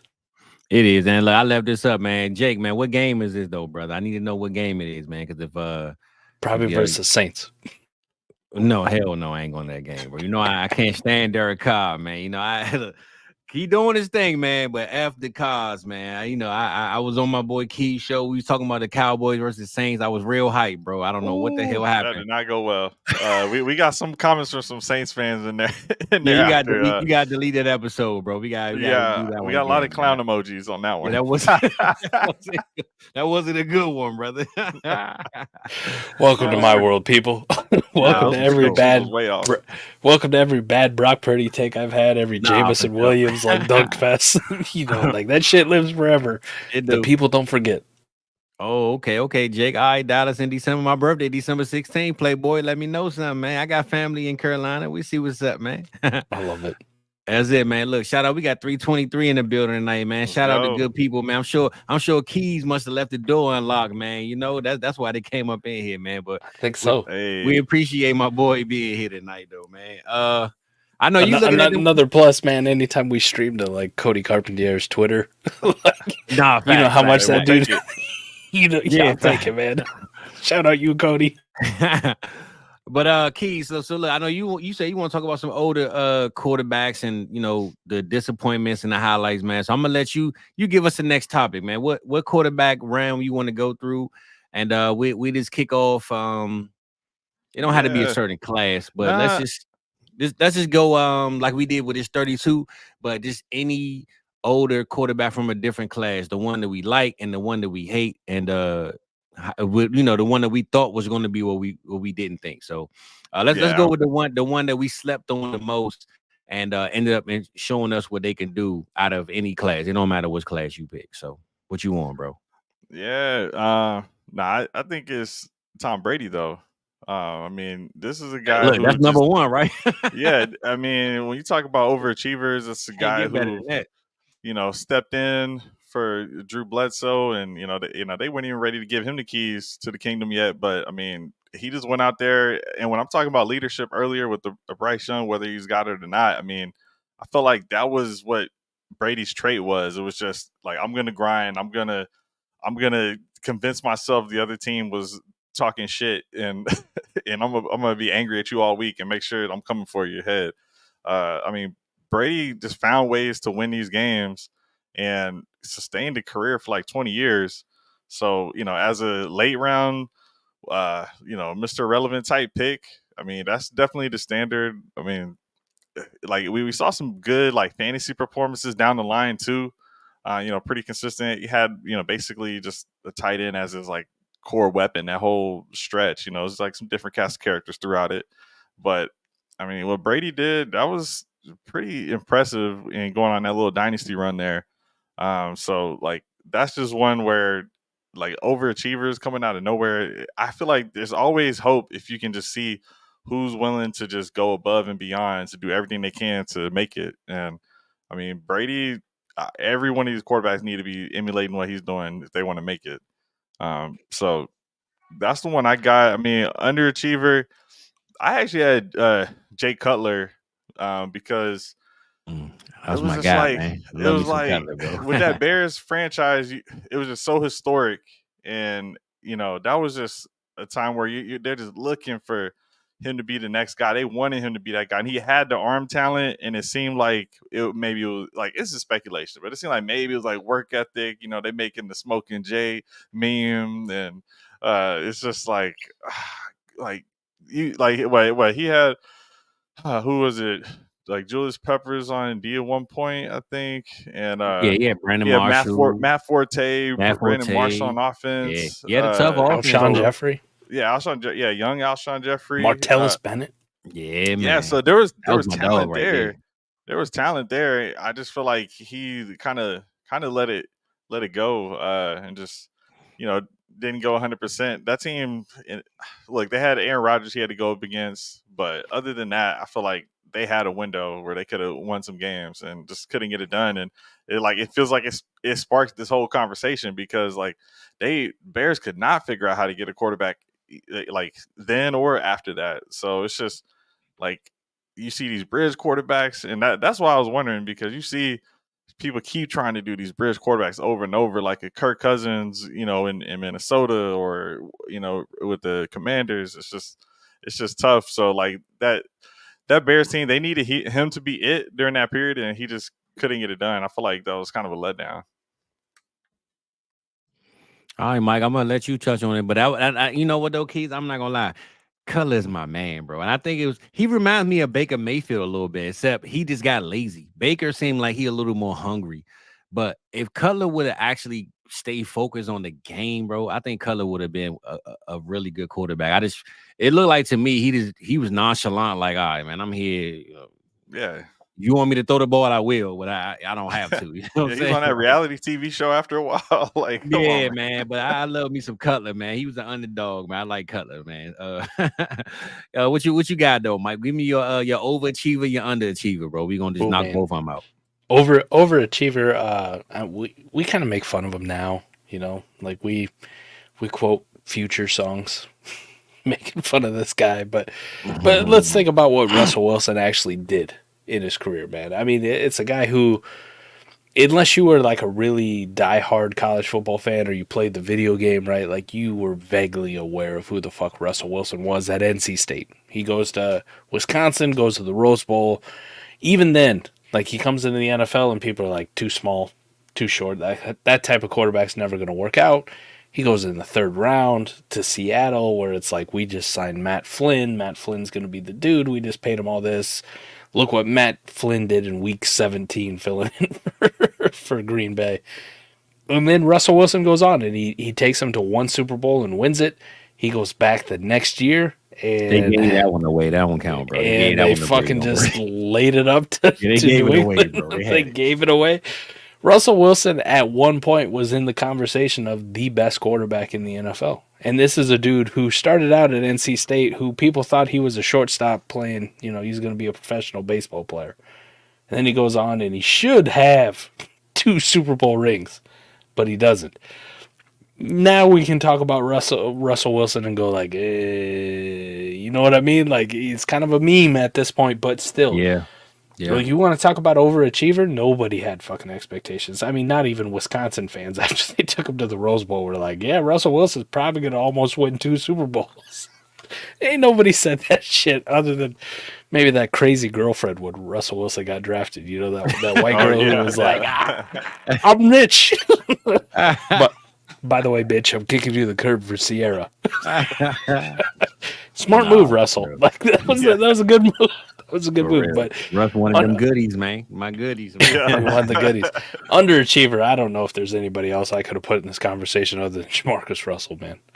You want to talk about the dude head up? Yeah, that was number one, bro. That was number one. Every bit of fucking talent in the entire world. Like every bit. I remember when Iowa played him in the, I believe it was the Capital One Bowl at the time.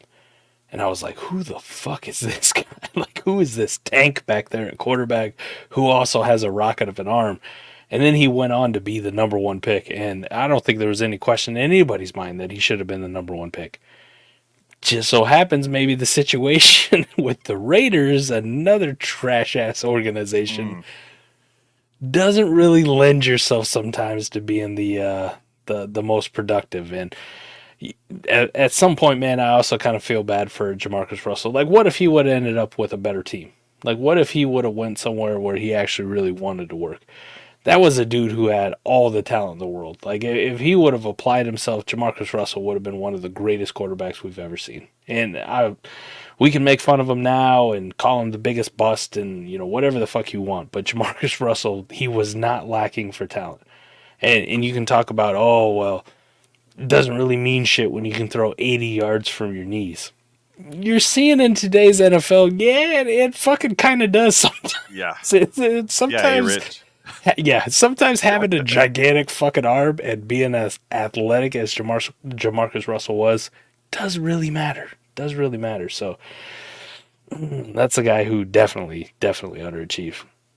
Yeah, and the only problem is with Jamarcus Russell is he went to a team, like you said, like the Raiders, right? That's almost like Jacksonville back in the day. Those type of teams back in those times, when you went to those teams, bro, you were bound to fail. If you didn't, I always say that about Justin Blackmon. When Justin Blackmon went to the Jaguars, if he was with an organization where he had leadership and guys around him that could stay on top of him and, really stay on his case and have a leadership in the locker room, he might not. I'm not gonna say he wouldn't, but he might not have been in so much trouble and gotten whatever he got into. You're not lying, Fizz, right? They were only a couple years removed from the Matt Jones situation.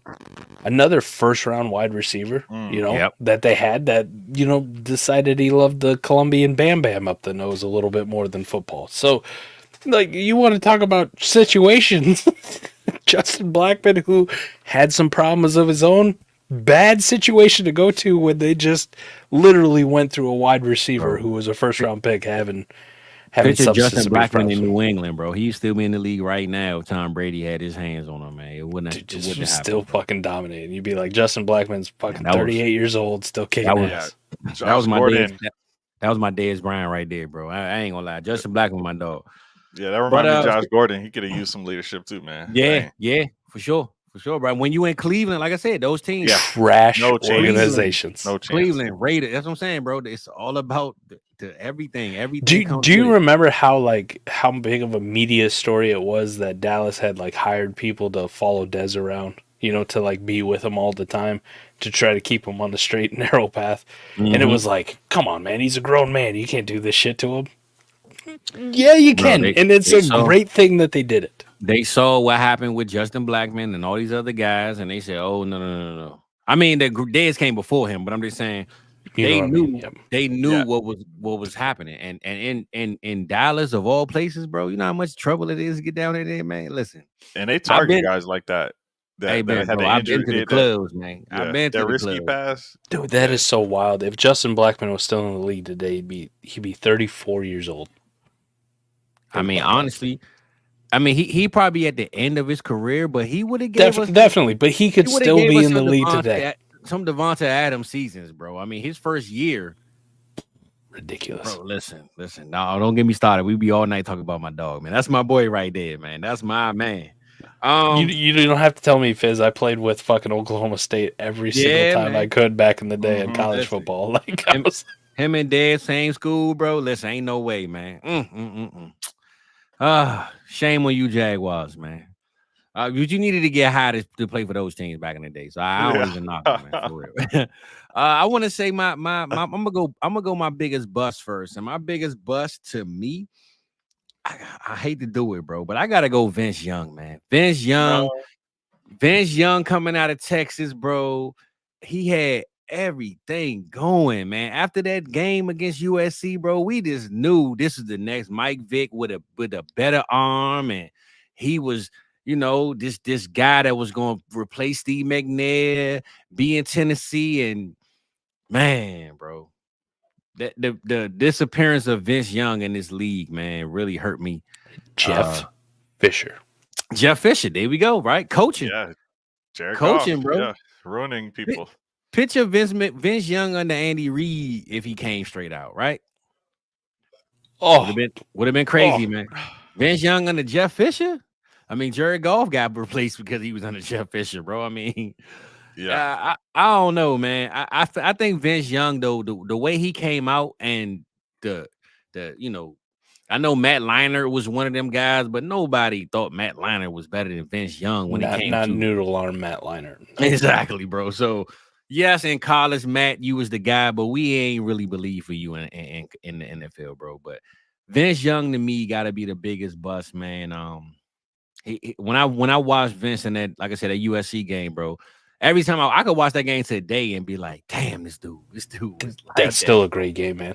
And then you look and you count all the NFL prospects and all the dudes on there. You're like, bro, oh my God. And we talking about, if you look at that USC team, man, it's so many guys, man, on that team alone that you like, damn. I mean, that Texas team, I don't remember as many Texas guys as I do USC. USC, I remember almost the whole offense. Let's see how many we can name. How about that? Bush. Well, I'm gonna tell you my number one. Let's just go Texas guys, Texas dudes on that team. Name Texas guys on that team other than Vince Young. We'll go till we drop. Okay, but look, I'm trying to think right now. I can give USC right now. I'm trying to go Texas right now. If you say a name, I'm gonna know who it is. But I'm so hooked on USC. You want me to go first? Go ahead. Yeah, let's see it. Jamal Charles. Jesus, vodka's hitting hard, look boys. behind me there. There we go.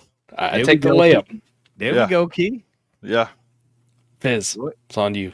Hey, Mike, listen, I'm not gonna lie. You miss, you're out. That's the name of the game. I'm out, bro. I'm on USC. I can't even. He's out. All right, that is the key, man. It's on you. Hey, Colt McCoy, he was the backup. Look. I'll take it. I will go. I will see you, and I will raise you a Limas Swede. Okay. Okay. Now that's the name I know. I know that. All right, that is the key. Back to you. Vince, I'm out. It's round one. He was done. Can I say Vince Young again? Nope. Hey, look, that's what I'm saying, right. bro. Go ahead, Mike. Mike, no, man, Mike, this you got it, man. Just give us the space. Earl Thomas. Damn, Earl Thomas on that team? I think Earl Thomas on that team. I don't remember that. Aaron Ross. There we go. I'll give you another one. Cornerback. Okay. Or 31. Yeah, I remember Aaron Ross. Yep, cornerback. Didn't he play for the Bengals? Yeah, on the Bengals? for a little bit. And the Giants. Okay, yep. Yep, Giants for a bit. See, USC is easy because they had fucking everybody. That's what I said. I remember the Texas guys in the NFL, but on Texas, I can't really give you the spill. But I know everybody was a Reggie Bush guy, but hey, my guy, and I done got so confused messing with Mike. Give me my running back name, bro. Went to the Tennessee Titans. The big dog, man, the running back behind Lendale White, baby. There we go. Lendale. Oh, it was the Lendale White, bro. Listen, black visor, man, dark black visor. Madden, bro. When I played Madden with the Cowboys, Lendale White was getting traded to my team, bro. That was my favorite player on that USC team. I know Reggie Bush was that dude, but Lendale White was my favorite player, bro. That's my dog right there, man. I love it, man. Dog, man. Just looking at that Texas, like that game, all right? Like some of these names now come back to you. Quan Cosby, wide receiver. Mm-hmm. David Thomas, tight end, white dude. I remember that guy. I don't remember white David Thomas. No. Michael Griffin, safety. Oh, yeah, and his brother. Yep. And his brother. Yeah, and his brother. Yeah. Cedric. Yep. Cedric Griffin. Yep. Cedric Griffin. Yep. Played corner. Yep. You had some dudes on here. Ramonce Taylor wore number 11 on that team. Running bro, back. That's what I'm saying. The Texas team, man, it's a little harder to remember, but that USC team. Let's go USC though. I'll let you start, Fizz. I mean, Lendale White was my number one, bro. All right, Dynasty Key. Go ahead. Reggie Bush. There you go. I'll go Dwayne Jarrett, wide receiver. Oh, damn. Mike, man, you be cheating, bro. Hold on, man. I'm not cheating. I swear to God. No, I'm not saying you're looking, but I'm saying war number 8, man. Yeah, your brain capacity right now is a little higher than mine. No, I tell this to everybody that I fucking meet too, like especially like dudes at work, because they're like, you can't remember shit. And I'm like, it's just because up here is filled with like useless shit that's never gonna fucking matter. You know what I mean? Like you ask me like some NFL players like fucking college, I'd be like, I tell you what college they went to and what number they wore, and I don't know why. But you ask me to remember what the fuck I did yesterday for my actual job that pays the bills, and I'm like, forgot. Now, see, my thing is, I remember them in the NFL more than college. So when it comes to college, I always seem to forget where they played, but I always remember what team they played for in the NFL. I don't know. That's why the college football game coming back is so important to me, is because that was my fucking childhood growing up, man. That was high school. That was fucking college. You know, getting on when them it comes sticks. to college, I got certain guys that I follow that one guy, and that's my guy. I don't even keep it with nobody else. Now I'm a little more into it, but back then, I couldn't, other than Matt Liner and Mike, I ain't gonna lie. I ain't give you nobody. You got Matt Liner, that's fine. We'll go to Dynasty Key. I ain't gonna lie, I took your man. They had a Brian Cushing. There you go. That's not bad. What was he on, Texans? Yeah, I don't. Yeah. He might have been a freshman at the time, but he might have been on that roster. I think you're right. Cushing was a dog. Because I'll give you the starting middle linebacker, Ray Maluga. Remember that fucking guy? Yeah. Yes, sir. All right, Fizz. I remember that. I'm out, bro. P. Carroll. Can be accepted. I'm out. You're out? Yeah, all right. I'll finish it off. The creme de la creme. Dominique Byrd, the tight end.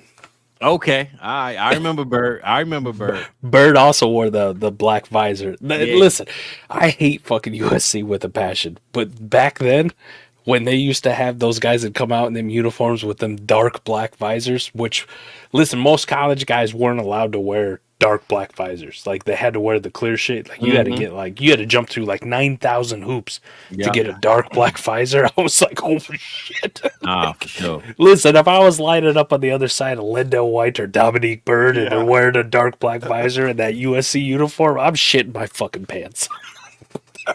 Man, listen, bro. What am I doing out here? Yeah, Lindell White, man. That was my favorite player on that team. I know Reggie Bush was that dude, but Lindell White was my favorite player. Fizz, you don't have to talk to me about thick ass running backs, man. I love me some thick. I love me some thick ass running backs. Fuck all these skinny little guys who like juke all over the place. I want the beast mode. All right, I want to run through a motherfucker's face. Yeah, that's what I want. My dog, man. But can't nobody juke him like Bush though. Nah, for sure. He was the playmaker, bro. Lindell was just my favorite, man. I'll give you one dynasty key. Like, do me a favor after the show. Just type into Google Dylan Baxter USC juke. There's a fucking video of him in like a practice doing a Reggie Bush juke, like in practice. And I swear to God, it's sicker than Reggie Bush's ever was. Dylan Jackson. Dylan Baxter. Like, he never became shit. He never did shit. But that name sticks in my dumbass head forever. Dylan Baxter. Reggie Bush. Like, Mike. USC juke. I swear to God, Mike, it's the greatest thing you ever see. All right, well, that was my downer was Vince Young, man. I would say my up and comer, my go-to. It's gonna be my dog, man. My dog is currently in the league right now, man. Lamar Jackson, bro. Okay. Lamar Jackson is the guy who they wanted to make a receiver coming out of the draft, bro. Like, so for him to go as the last quarterback in that class, almost the last pick, or was it the last pick? 31 or 32? 32. The Patriots traded out. The Patriots traded out. Bro, they took Hayden Hurst. No, it wasn't the Patriots. No, the Patriots traded out are you sure? Give it to the Ravens. The Ravens had 2 first-round picks. They took Hayden Hurst with the first one. But are you sure it was the Patriots? I thought it was the Patriots that traded with the Ravens. I like this. This is my brain in here. Here we go. Right, I'm trying to work it, man. There we go. Go ahead, Mike. I almost promise you it was the Philadelphia Eagles. Oh, I think it was Patriots. All right, let's go. Let's look it up. Look it up. Let's look it up. While y'all look it up, though, like I said, Lamar Jackson, bro, they wanted to make this man a receiver, and he said, hell no, y'all tripping, right? Ozzie said, it's my last pick, and I'm going to make this pick as Lamar Jackson. Mind you, they took Hayden Hurst before him. Now, I don't know if y'all remember this class, but they got Hayden Hurst, Lamar Jackson, Mark Andrews, Orlando. Oh, there you go. There you go. I fucking knew it. Yeah. Ravens trade up with the Eagles to select Louisville quarterback Lamar Jackson with number 32. Crazy, bro. That's why I gotta go Lamar. Lamar could have been an Eagle. Oh, that's brutal. my pick was gonna be Romo, but I ain't want to keep it too home because Romo was definitely sorry, Mike. Romo was a walk-on, and he pretty much became that dude, but I feel like, man, Lamar Jackson was slept on. He was just a running back and this, that, and third. The man got 2 MVPs, bro.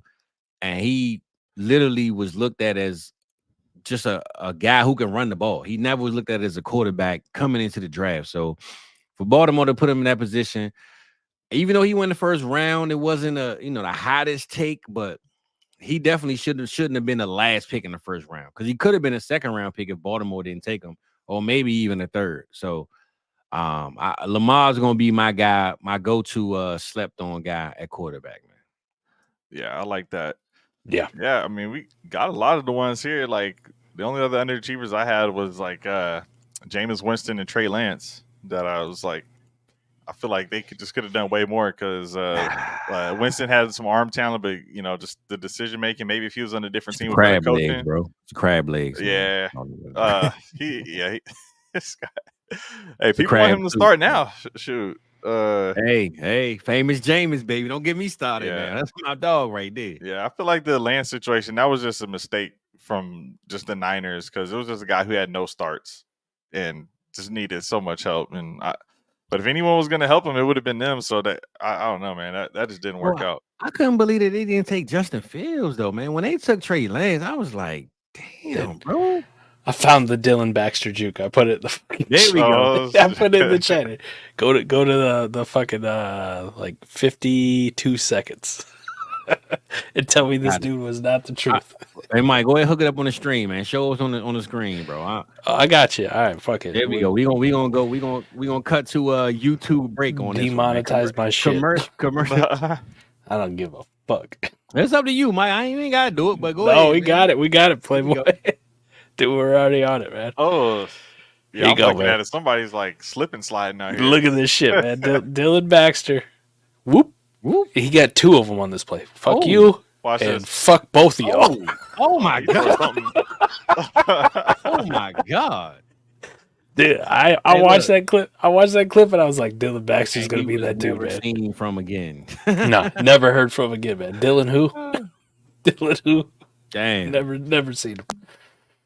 Oh, yeah. That was great. Nah, that was good, bro. Damn. There we go. Back in the middle, like the. There we go. There we go. Yeah, look. Okay, Ms. Ron. That's what I'm talking about. Look, Lamar is that dude, right? So, look, man. Look, we had a good show, man. I appreciate my boy Dynasty Keys coming on. And before we get up out of here, let's just go. One quarterback, man, that's your guy, and one quarterback that you don't like, man. We ain't got to keep it long. No talking that rapid fire. One quarterback that you're gonna ride on. Whether let's go this year, just keep it 2024. And one quarterback that you just like, man, I'm over this dude, man. So let's go, Key. We're gonna end with you, bro. We'll start with you. What you got, Key? All right, so one that I'm gonna stand on. Yes, sir. I'm standing on CJ Stroud. Let's go. Okay. Yes. Okay. God, he ain't had that big game yet. We waiting. I don't even need it, man. Like if people are rostering and starting Patrick Mahomes, who hasn't been crushing fantasy points like a Josh Allen or a Hurts or whatever, but you're getting some consistent play that at this point I feel like I can rely on it, man. CJ Stroud, this guy's a leader. This team follows him wherever he goes, and the team put an actual squad around him. So I believe he's going to have all the support he can handle in the future going forward. So just with the age and just the confidence I got in the guy, like I don't care if it's just 18 points a game. Like just get it. Stroud on my roster is my QB2. And actually in a lot of teams, he's my QB3. And I'm like starting Daniels and Richardson over him, but I don't care. Like give me Stroud on all these rosters, and I feel like I'm straight at the quarterback position.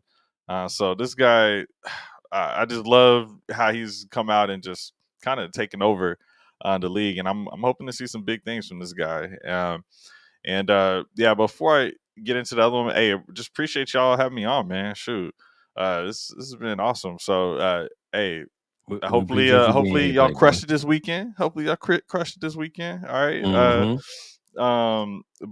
Yeah, man. And then underachiever or what? Just somebody I'm kind of worried about. You saying? Yeah, there's just one guy that you just never draft, no matter how good or bad they are. You just like, I'm over this dude, man. So I'm good on him. Yeah. Yeah. For me, I'll probably have to put. I think I'm going with Trevor Lawrence right now. I'm trying to keep it somebody that's young, kind of relevant, but I feel like he's had some weapons around him. You know, he did have a tough year one situation with the coaching and all of that, but I don't know. At this point, like you said, he's already just one of the highest paid in the league, and we're still not seeing it. So do we have to wait another year or for him to be on another team? I'm not so sure, but the points just are not coming. Like we are not seeing a lot of points from this guy at all, and he's almost not startable. Like, yeah, you could start him at QB2, but there's just better options right now than Trevor Lawrence, and that's been the case for years. Yeah, I'm with you on that one, Trevor Lawrence, though, bro. That wasn't my pick, but that definitely was one of the ones that I would have picked. So what you got, Mike? Give us your boom and your bust, man. You know, your guy and your throwaway. Well, like I've been on the J-Day train for forever, but after this last week, like I feel like my ride or die, like who I'm going to keep fighting off the horde for is going to be Anthony Richardson. Like this was baked in. We knew this shit was going to happen. He's going to be QB2 one week.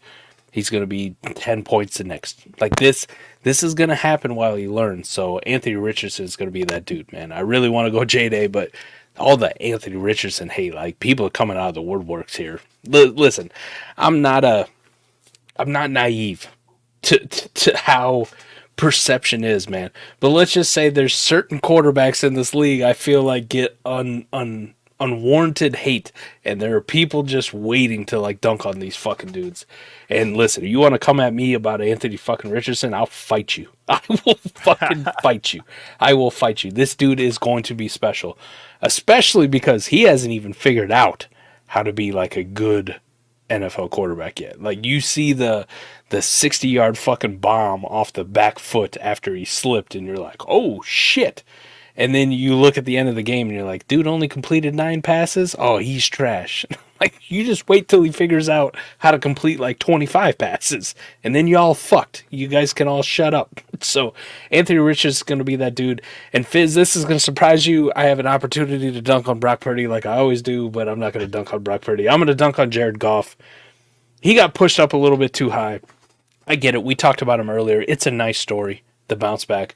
But for fantasy purposes, this dude is completely just mid. Like, it's a quarterback that I'm never going to be interested in. He's fine as my super flex quarterback if I have him, because maybe I can't do better. But in reality, if he's on my fucking dynasty roster as my super flex quarterback, I'm thinking about like what I can package him with to like get better. Like, I want upside. Yep. This dude just doesn't have it. Like, he's unathletic. Weapons, not him, right? Yeah, he's an unathletic quarterback in the fucking pocket who sometimes shits the bed. Like, that's not somebody I'm really interested in. And his price point never really matched exactly what he is, right? Like, he should be valued closer to Geno Smith and Derek Carr, and people are trying to push him up into the back-end QB1 conversation. I'm like, what the fuck are we doing here, people? So watching him kind of struggle early in the season, listen, I'm taking a little bit of a victory lap. Like, I fucking tried to tell y'all, all right? Maybe you want these running quarterbacks because fantasy purposes, they're better for you. Like, they're the things you want to get into. You want the A. Riches and the Jane Daniels and the Kyler Murrays, and then obviously we just saw what happened with Kyler Murray last week, and I'm like, ooh, no.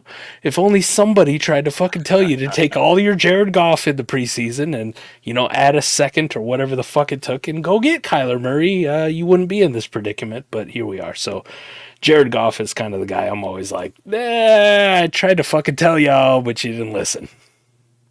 Nah, that's a good one, because like I said, I would take all of his weapons, but just him as a whole, it's a lot of guys over him I would take over Jared Goff.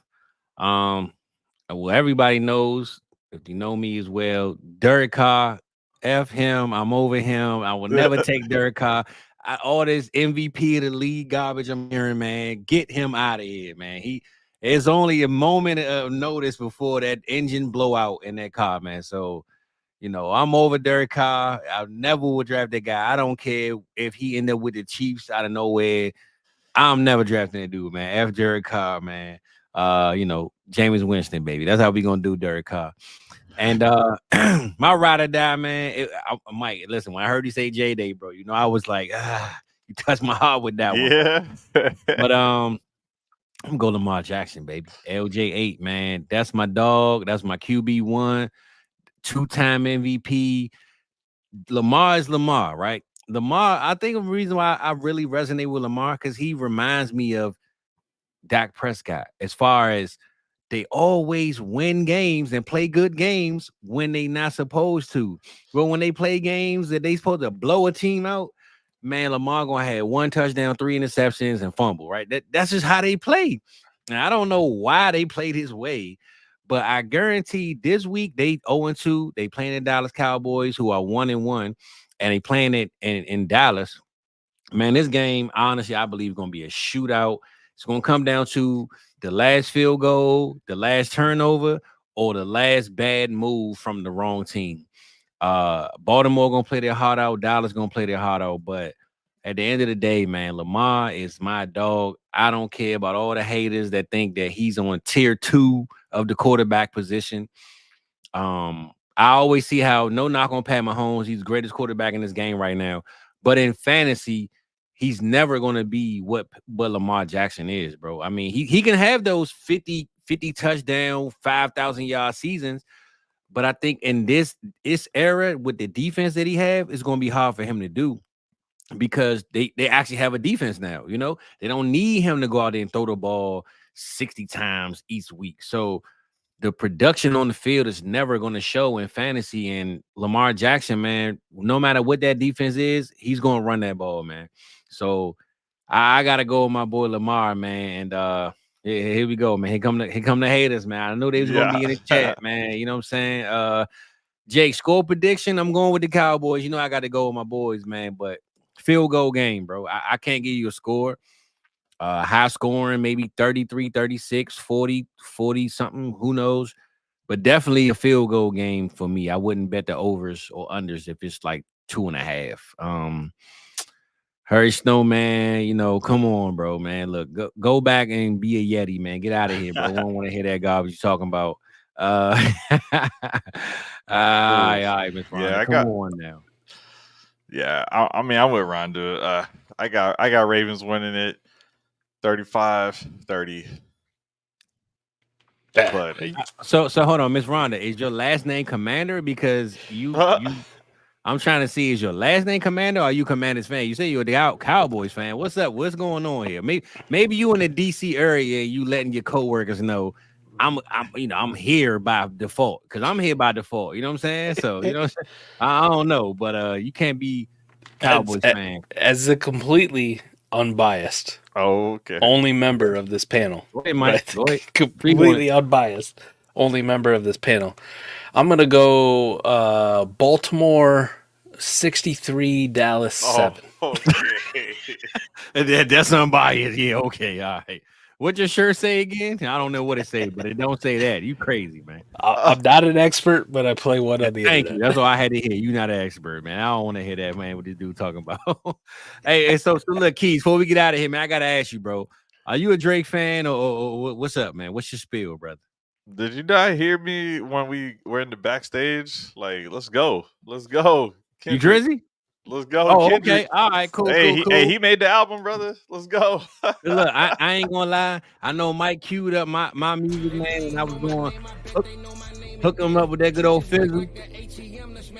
You know how we get down on Fridays, man. We gotta end the way we supposed to end, man. And listen, it's BBL Jersey time, baby. Promo code BBL Jersey.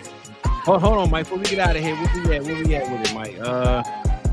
You had it up earlier, bro. I got you, boss. Look at this shit. Listen, some people out here just fucking grinding. Let's get that promo code in, Mike. Promo code. Just grinding. Get your BBL shade. You gotta get your BBL shade. Take your BBL with the promo code SHFF20, baby. Manscaped, hook this up with this promo code. Get your girl BBL shade and hook it up. You know, even the girls can use these Manscaped products. You know. And listen, you want some of this dope shit that's behind me? Dynasty Key, man. All that stuff came from signedsh.it, man. Go get you some signed stuff. I got a Chad Ochocinco. This one. That whole collection behind Mike came from there, bro.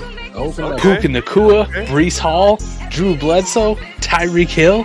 Like, I mean, you name it. The hits just keep on coming. Patreon.com, baby. Hey, listen, we also got an NCAA tournament going on, Dynasty. If you play the game and on PS5, tap in with the Patreon, man. Even if you don't want to hear us talk, just tap in the players in the game. You know, it's a great community, one of the best communities, man. And I'm having a good time here, bro. How you feeling tonight, Key? We about to get out of here, but give us your feel on how the night went. Hey, man, this was awesome, fellas. Hey, appreciate y'all having me, man. I'm ready for week 3. It's still early in the season, so everybody don't panic right now. Let's go. Let's get it. We're about to have we're about to win everything. All right, so good luck in your week 3 matchups. Hey, you guys can find me on Twitter at Dynasty Key. I'm on YouTube. Hey, if you're here still, subscribe. Go over to YouTube, Dynasty Football Key. But tap in with my boy, man. Yeah, appreciate y'all coming on the show, man. Man, this guy over here, this man's grinding. This man's grinding. All right, he was on 2 different shows of mine this past week, man. He's all over the place. So, hey, this guy's killing it right now. That's it, man. That's it, baby. Look, I appreciate you, Miss Rhonda. Look, I love my music too. I'm glad you're here. Everybody glad we're here, you know. So just like that, man, get your promo code. South Harmon SHFF20 for that Manscaped. Get your BBL shaved, and you know how we get down, baby. We out of this thing. Till next Friday. Love y'all. Thank you. Give me that. My man. We out of here.